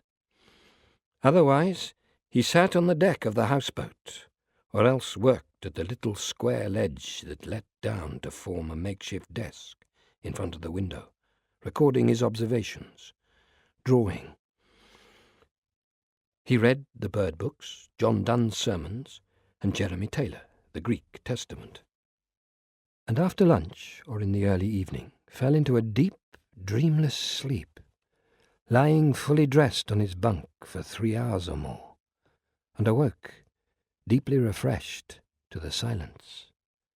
He neither saw nor spoke to a soul for 5 days. But on the 6th day, which was Sunday, and the day before he would have to leave, he rode to where a path led off the marshes for 4 miles inland, and walked to the chapel that stood by itself in the middle of the flat land. There had been a frost. The tips of the reeds and the grasses at his feet were whitened. The sun shone, but with a pale, brittle light, and his footsteps rasped on the path. The building smelled of cold, cold, watery stone, but it was flooded with light that came through the clear glass of the windows, and the walls were white, so that the light washed over them like water. There were no other worshippers save Thomas and the priest. He offered up his thanks to God and opened his heart, too, with fervour and joy. And looking upwards to the wooden roof, that was curved like the upturned belly of a boat, he saw at several corners, where the ribs met and joined, the small carved angels, wings upswept as if at any moment they might break free and soar. He would have prayed to remain in this paradise forever, except that then it would become familiar, and the glory he knew would fade from it. Only if he left it, would it remain for him, perfect, unsullied, pure? Chapter 21. It is, Miss Hartshorn says, simply the most beautiful part of England. It is perfect. She and Kitty are strolling around the garden, books abandoned, for they both find it increasingly difficult to concentrate, though for different reasons. Our cottage has gardens both at the front and at the back. Very neat, you know. Very cottagey. Marjorie works so hard. Marjorie adores the garden, though at the back it is a little wilder, almost overgrown, indeed up to the fence, for the woods come right down to the door. Well, as I have told you. Yes. Kitty stops in order somehow to see it more clearly in her mind's eye. Yes, the Forest of Arden. The Forest of Arden? Miss Hartshorn's voice answers hers, trembling a little with awe. It really is part of the ancient forest, the very same. They walk slowly between the flower beds and the soldierly geraniums. And the front path leads down to a little wicket gate, but we keep the hedge quite low so as to enjoy the view. The whole of Warwickshire lying before us, running down towards the Avon. We are only a few yards from the river bank. In the little room in the eaves, the room you would have, you can hear the gentle flow of the water night and day. And the trees, so many beautiful trees, so stately and gracious. Elms and beeches and oaks, and then the alders and poplars and willows along the river bank. There is a willow grows aslant a brook. Oh, yes, Miss Hartshorn beams approvingly, gives Kitty's shoulder a little pat. Oh, there is so much of the spirit of Shakespeare all around us, though Marjorie is the real one for appreciating that.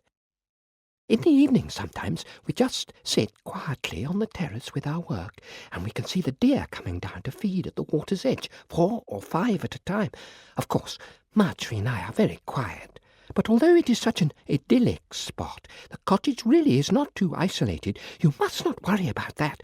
Our little village is less than a mile away, and then we are within quite easy reach of several lovely old Warwickshire towns, and there is a very nice school for young ladies at Leamington Spa. Or perhaps the one at Malvern. The Malvern Hills you would find very beautiful. Though that would be rather further. It would mean boarding, of course. No, on the whole, perhaps it would be best for you just to stay with us, at least until you are quite settled and have more of an idea. Marjorie and I would teach you, and we do have several other friends nearby. Smith Thorpe for piano, and Miss Batt, who is quite a mathematician, and, well, the vicar, I suppose, for religious studies, or the vicar's wife. They have reached the veranda again. Kitty stands still before their house, the flower beds, the geraniums, the fountains, looking at India, seeing what she imagines to be England, seeing herself at the window of the little room in the eaves of the cottage in Warwickshire, the fields and water meadows and trees of the Avon Vale stretching away from her, but thinks that she will want more. Wants the world to open out in every direction at once. The cottage in Warwickshire and Miss Hartshorn's friend Marjorie Pepys may not be enough. And her father and mother have not as yet been spoken to at all. Rain in Cambridge. More steady, insistent rain, so that the river overflowed its banks at last, and all the paths alongside it were under water and in places quite unsafe.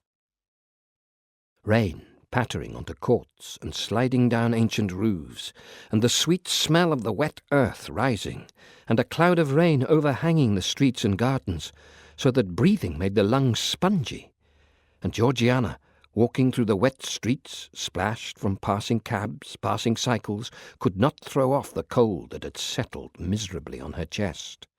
And she could perfectly well have taken a cab herself, but somehow had felt defiant. And it had been rather lonely, too, indoors, unwell for several days, and her brother in Norfolk, and Alice behaving oddly.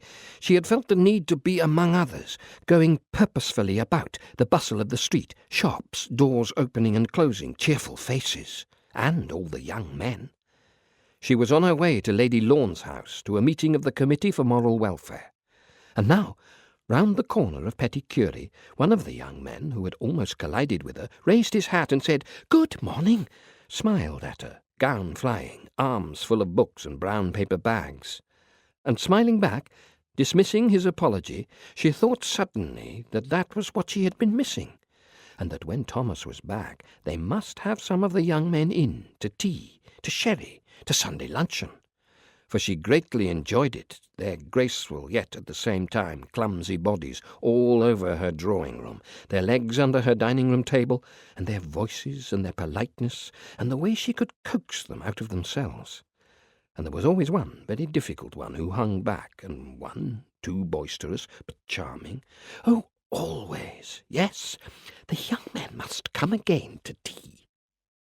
So that the rain, running off her umbrella suddenly and down her neck in a cold channel, and the pile of leaves in a mulch in the gutter making her slip and almost fall, did not put her into a bad humour after all. And at Lady Lorne's house she found that she was early, the first, in fact. Her ladyship was not even down, and so she could dry and warm herself by standing very close to the bright fire. For the walk had tired her. She was glad of the pause. The breath rasped in her chest. She was not yet by any means well. He woke to the sound of rain, water dropping softly on water, and tapping on the wooden roof of the houseboat. Above and all around him it was grey, pale, dull, undefined. There were no birds to be seen. And the rain soaked his hair and his shoulders as he rowed away, and the oars made perfect furrows behind him, and before he was halfway to the jetty and the Wherry Inn, the houseboat and the island itself were lost in the veils of rain and mist and greyness. It was not yet cold, yet the damp air felt chill. It penetrated to the bone. There was no wind, no sound, save the sound of the rain. By 11 o'clock he was on the road, wrapped in a rug, sitting up behind the brisk little pony, and all over the flat fields, rain, rain and greyness. But he carried Norfolk with him, and the sights he had seen, the moonlight on the water, the stock-still heron, the graceful curlew, the cries of the geese, carried the whole place, and the peace and silence and beauty of it in his head and in his heart. The road turned inland. He was to spend one more night away before returning home. Running up the stairs to change, for she is late, she is to accompany her mother to the shops, to Whiteaway and Laidlaw, and then to the bazaar, Kitty stops dead, thinks, and cannot imagine why the thought has not occurred to her before. But then, how did she ever come to leave her friend in the cottage in Warwickshire? Why did Amelia Hartshorn come to India at all? Chapter 22. Afternoon. They have had a light luncheon at the club, and tonight there is a reception. Afterwards they will go on to a dinner, and for the first time they are to take Kitty. Her new frock hangs in the great mahogany wardrobe, but she will be brought home early. And the shopping expedition has been a great success, that they have bought far too much. Though the shops in Calcutta make Eleanor long sometimes for those in London, for Piccadilly and Knightsbridge and St. James, just once every now and then it comes over her like a craving for something very sweet. But it is all great fun. Now they lie together on the bed, Eleanor and Kitty, mother and daughter, as they used to lie when Kitty was small.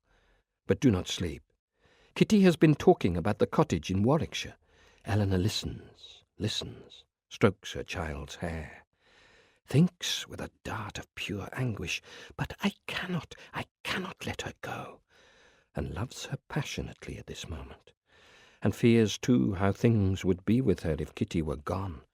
For what purpose would there be in her life then? She sees herself getting older at the receptions, parties, dinners, visits, weddings, gymkhanas, balls, and all the afternoon and evenings at the club. Turns to look again at Kitty, quiet now, but her eyes are not closed, pulls her closer, thinks an abrupt realization, but she is already gone. In the garden, The fountains cascade up and over and down, up and over and down, so gracefully. The rest of the shooting party, his father and brother-in-law, went earlier. Now Eustace Partridge walks home alone across the stubble fields, his gun beneath his arm, wet through, chilled. But his mind was not tired. His mind would never be still. All day long there were pictures in his head, scenes, glimpses, the past. It was barely 6 o'clock, but dense, dark. He stopped to get his bearings and became aware all around him of the night creatures, the cowering birds, the secret fox, the wild-eyed, palpitating rabbits. But almost at once plodded on again in the direction of home. For of course a house had been found for them on the estate. It was all perfectly in order, perfectly satisfactory now. Things have been accepted. He had begun to grow accustomed to not thinking, diverting his attention, though his mind would never be still, night or day, and the pictures, the glimpses, ran on of their own accord through his head. And at home, his wife sat beside the drawing-room fire, or was with his parents, and seemed contented enough. "It has all turned out better than we dared to hope," or so his mother had said. It began to rain again. There was no moon. The owls lurked, huddled down into themselves in the heart of the woods. He walked on. The long windows of the parsonage gave onto a terrace, and then to the sloping lawn. The proportions of the house were perfect. He had always thought so. And by the time the trap had turned into the drive, the sun, a fuzzy, reddish sun, was just shining. And they all came out to greet him, or so it seemed. There were small children and young people everywhere, and his friend Cecil Moxton standing shyly behind, for he was the shyest, the most diffident of men. Short, sturdy, with a pale, bald, domed head. But Isabel was nowhere to be seen. They climbed up onto the trap, patted the pony, hung onto Thomas's arms, took his bag, danced backwards up the path before him. He was their favourite visitor, the honorary uncle. He did not know about children, was inhibited with them. Though now some of them were growing up, it was perhaps easier. But in any case, they ignored his inhibitions, refused to notice them, brushed them aside, as if they were simply of no account. And so they were not. Later, after tea, the two men walked in the fields, the terrier dog running before them. The sun was low, poppy red. "Isabel seems rather better." Cecil glanced up, stopped, looking around vaguely, watched the terrier dog bolt away towards the far hedge. Thomas had known him for 20 years, and in those years 11 children had been born, 2 dead. After each one, Isabel had been unwell, had grown melancholy, nervous, hidden herself away. But today she had lunched with them, had welcomed Thomas with unusual warmth, clung to his arm. In the hedge, the terrier dog was crouched forward on front paws, nose frantically probing. Cecil Moxton said, "There is to be another child in March." The sun dropped half below the far horizon, flushing the grey skeins of cloud. Thomas stood watching it, watching the dog, silent, appalled. Yet at dinner, seeing all their bright faces around the table, and aware of their closeness, their mutual loving concern, in spite of his own misgivings, he envied them. Chapter 23. "Things have been coming to a head, I know that. You think I don't notice things, but that is simply not true, so we must discuss it and settle something. I do so hate it when you fret." "Miss Hartshorn." "Wretched woman." "No, it is not her fault."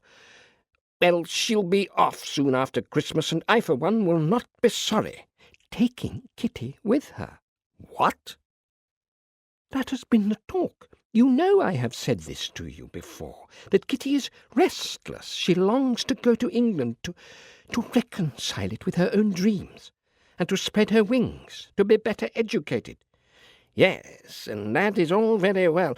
I don't want her to go. Of course I do not. I shall hate it if she goes. But it isn't a question of my needs, my wants, my selfishness. So I suppose it has all been decided. Of course it has not, but it must be.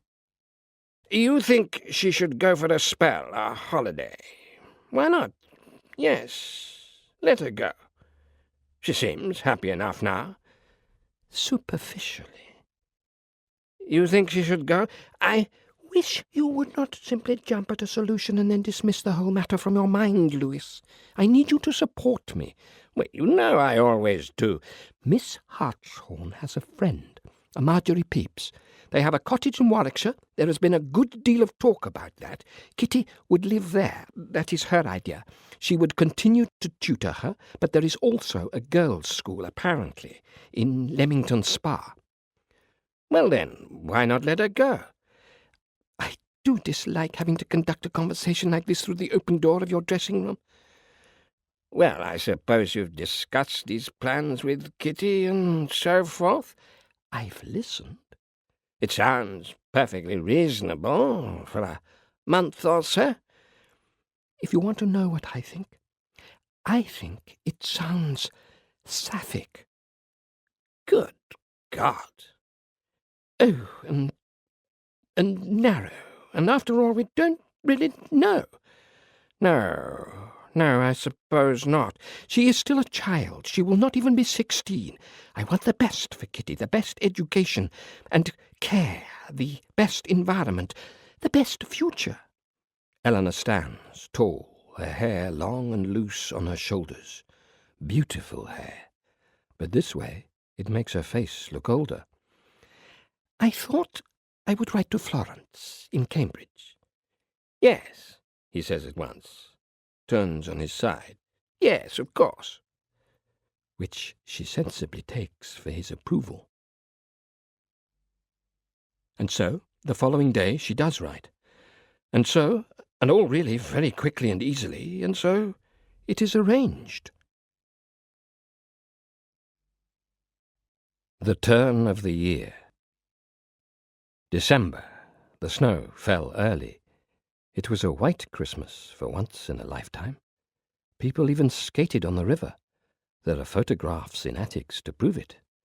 And out on the fens, the birds froze quietly to death, and the reeds rattled together in the bitter wind and then were still. Snow all over England, and in the midst of the snow, the old images, the old words spoken again. But to some they sounded freshly. And it came to pass in those days that there went out a decree from Caesar Augustus that all the world should be taxed.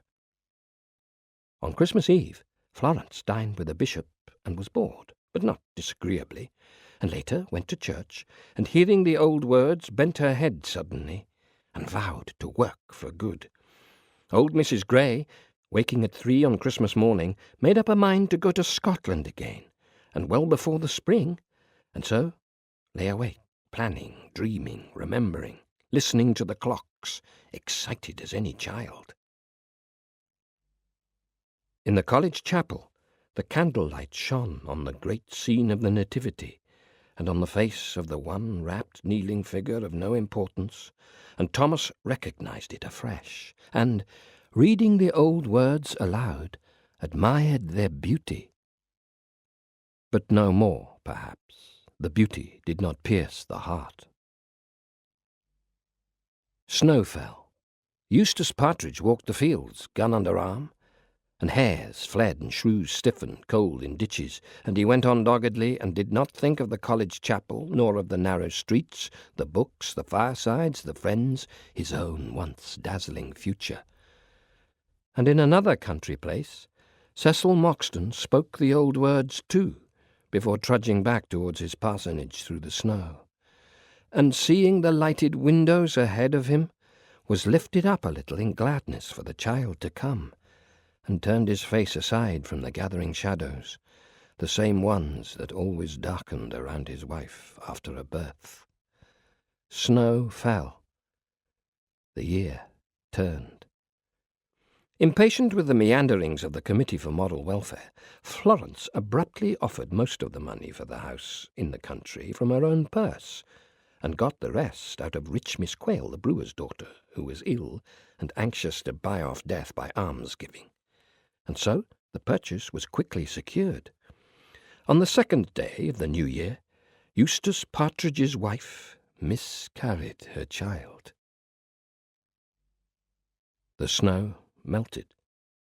A pair of wagtails scurried and bobbed about the grass of the Fellows' Court beneath a little fountain. Florence and Georgiana had talked of a week's holiday together, walking in Switzerland, made tentative plans. But now, of course, that had all been set aside because of the letter from India. And so, everything to do with the house in the country being for the time being accomplished, Florence turned her mind to the arrival of her young cousin, Kitty Moorhead. The weather turned mild. The new year wore in. Just perceptibly, the days began to lengthen. Part 2. Chapter 1. And quite suddenly, there it had been. The land. Home. The cliffs and then the green, green fields, just as they had talked of, just as they all remembered. And at once everyone had fallen silent, had withdrawn into their own thoughts and intense emotions, and simply stood leaning on the rails and stared. And the sight of it began immediately and perceptibly to change them. They drank it in desperately. Home, the green land, the white cliffs, and the little red-roofed houses, and were themselves like parched, cracked, long dry land, drinking in water. They relaxed, softened, began to blossom, and then had to come to terms with what it meant. "And who am I?" thought Kitty, standing on as the ship sailed slowly, and the later afternoon light flushed the fields pink and gold. "Who am I now?" And she, too, was overwhelmed by the thoughts and feelings that poured in, confusing her, was uncertain how to sort them out, and so simply stood alone and received them. With the first sight of England, it was as though she had indeed entered into a new world, a new existence. But she realized at once that it did not have anything to do with the past and her childhood, or with anything at all that she remembered, for in fact she remembered very little. There were merely flashes, still pictures illuminated here and there, but unrelated to one another. They were tableaux and of little interest. Kitty had a profound and shocking sense that her own life was beginning here, now, as if she was somehow wakening to real consciousness for the first time. India, the heat and the brightness, the people, that way of life were behind her, and had receded not merely in distance, but in time, so that already they belonged to another consciousness altogether, to memory. And the voyage had come between, and now, sitting here, watching the shadows slip over the land and the darkening water, she felt utterly different and strange, older, and that anything was possible. And she was afraid and shrank from it, yet excited and went boldly forward to embrace it. Who am I? The thoughts were grave, cold, solemn. She shivered. The air smelled faintly sweet and damp. Now, in the little houses among the folds of the dark hills, lights were coming on. But then, spaces and silence in between. Who am I? And the future rushed to meet her in the furrow at the prow of the ship, and she welcomed, yet could not think of or imagine it. She looked down at her own hands, pale as ghosts on the rail before her. And the voyage, too, had been terrible and wonderful and shocking, and it, too, had changed her in ways she had only just begun to recognize and could not yet understand. The voyage and what had happened on it had overwhelmed her, but not the sights. Those she had taken for granted. The schools of silver flying fish, the porpoises, the hot nights thick with stars, the seething ports with naked children clamouring at the docksides, the endless yellow and brown land, and the heat, and then the unexpected cold, and the blueness of the sea, and the slowness of it all. None of that. Life at home in the past had been like so much of that. But all the rest of it. Below deck, Miss Amelia Hartshorn, on the bunk in her cabin, was overwhelmed too by the confusion of emotion. She sat, straight-backed and absolutely still, and all around her the boxes and suitcases and bags, neatly packed and labelled, so that the little dark stuffy place that had been her home, her refuge, was once again bleak and bare and unfamiliar. When the siren had sounded, and she had heard the voices from above calling out, "Land!" and "Home! Home!" she had been among the first, heart-pounding, scurrying up the iron staircase, pushing her way to a place at the rail, desperate, like the rest of them, for the sight of the cliffs, the coast of England. Home. The reality of it, the actual, rather ordinary sight, and yes, of course it was so green, and all was as it should be, yet so much smaller than she had expected.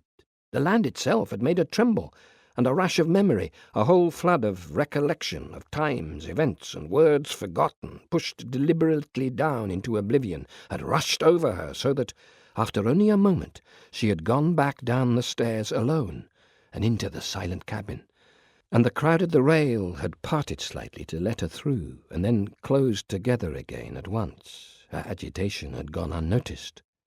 She thought, "It is here, it is now that I have so longed for, and the rest is over."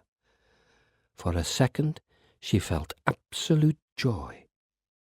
But what she had had was her own adventure. Now, somewhere, stood the cottage in Warwickshire, behind the woods and overlooking the water meadows. The words of the psalm ran through her head, as they had done so often in India, filling her with longing, like as the heart panteth after cooling streams. She had forgotten why she had ever gone there, why she had made her escape. Had forgotten, once there, how like some bright glittering mirage it had always seemed to beckon. Endlessly she had read the stories, the legends, the descriptions, and her head had been filled, waking and sleeping, with dreams and visions of vivid birds flying and jewelled turrets, of mountain peaks and hot plains and teeming bazaars, all the romantic things of elegant society. In the cottage, where the rain dripped endlessly off the trees, and the river ran swollen and brown, and the darkness gathered and was never pierced by the sun for day after day, Marjorie Pepys held her book up rather close to her eyes, and the room smelled faintly of dog, and the clock ticked, ticked, ticked. Well then, Amelia Hartshorn thought, so it is over, but did not look up and out of the small porthole at the cliffs gliding by in the dusk. And at least the voyage was almost at an end, too. There was that relief. Chapter 2. Eleanor no longer weeps. There are no tears left, and she must comfort Louis, who cares more than either of them had expected, and is shocked by it. The grief is unceasing and harsh, and leaves him vulnerable, shaken, guilty. They reach out falteringly for one another, and cling together, though they speak very little. And the cool house is empty, and all the rooms seem silent. The dust in them lies undisturbed. But after a time they allow life to reassert itself, and Louis works, and Eleanor, of course, is always busy. And they know it is the best for Kitty, and soon, very soon, there will be letters. Apart from that, there will be the arrival of the hot season, and all the business of the move to the hills. At the club, the social round grows more frantic, now that the end is in sight. Eleanor finds other women with whom to talk intimately about the sending away of children, of parting, and agonizing, and worrying, and waiting for news, and making the best. At least, she says over and over again, in one way or another. At least we have had her childhood, and she is almost 16 now. After all, we cannot hold on to her forever. She needs to stretch her wings, but at least we have so much to remember. The other women stared at her with large eyes, in which tears almost always stand, and see, not hers, but their own children's faces, and gaze, for fear that they may fade and be impossible to recall. Their own children are very young, much younger than Kitty Moorhead. They listen to Eleanor's words, and find themselves hating her. And Lewis wakes in the night still to find that he has been weeping. This is the end of CD 3. The book continues on CD 4.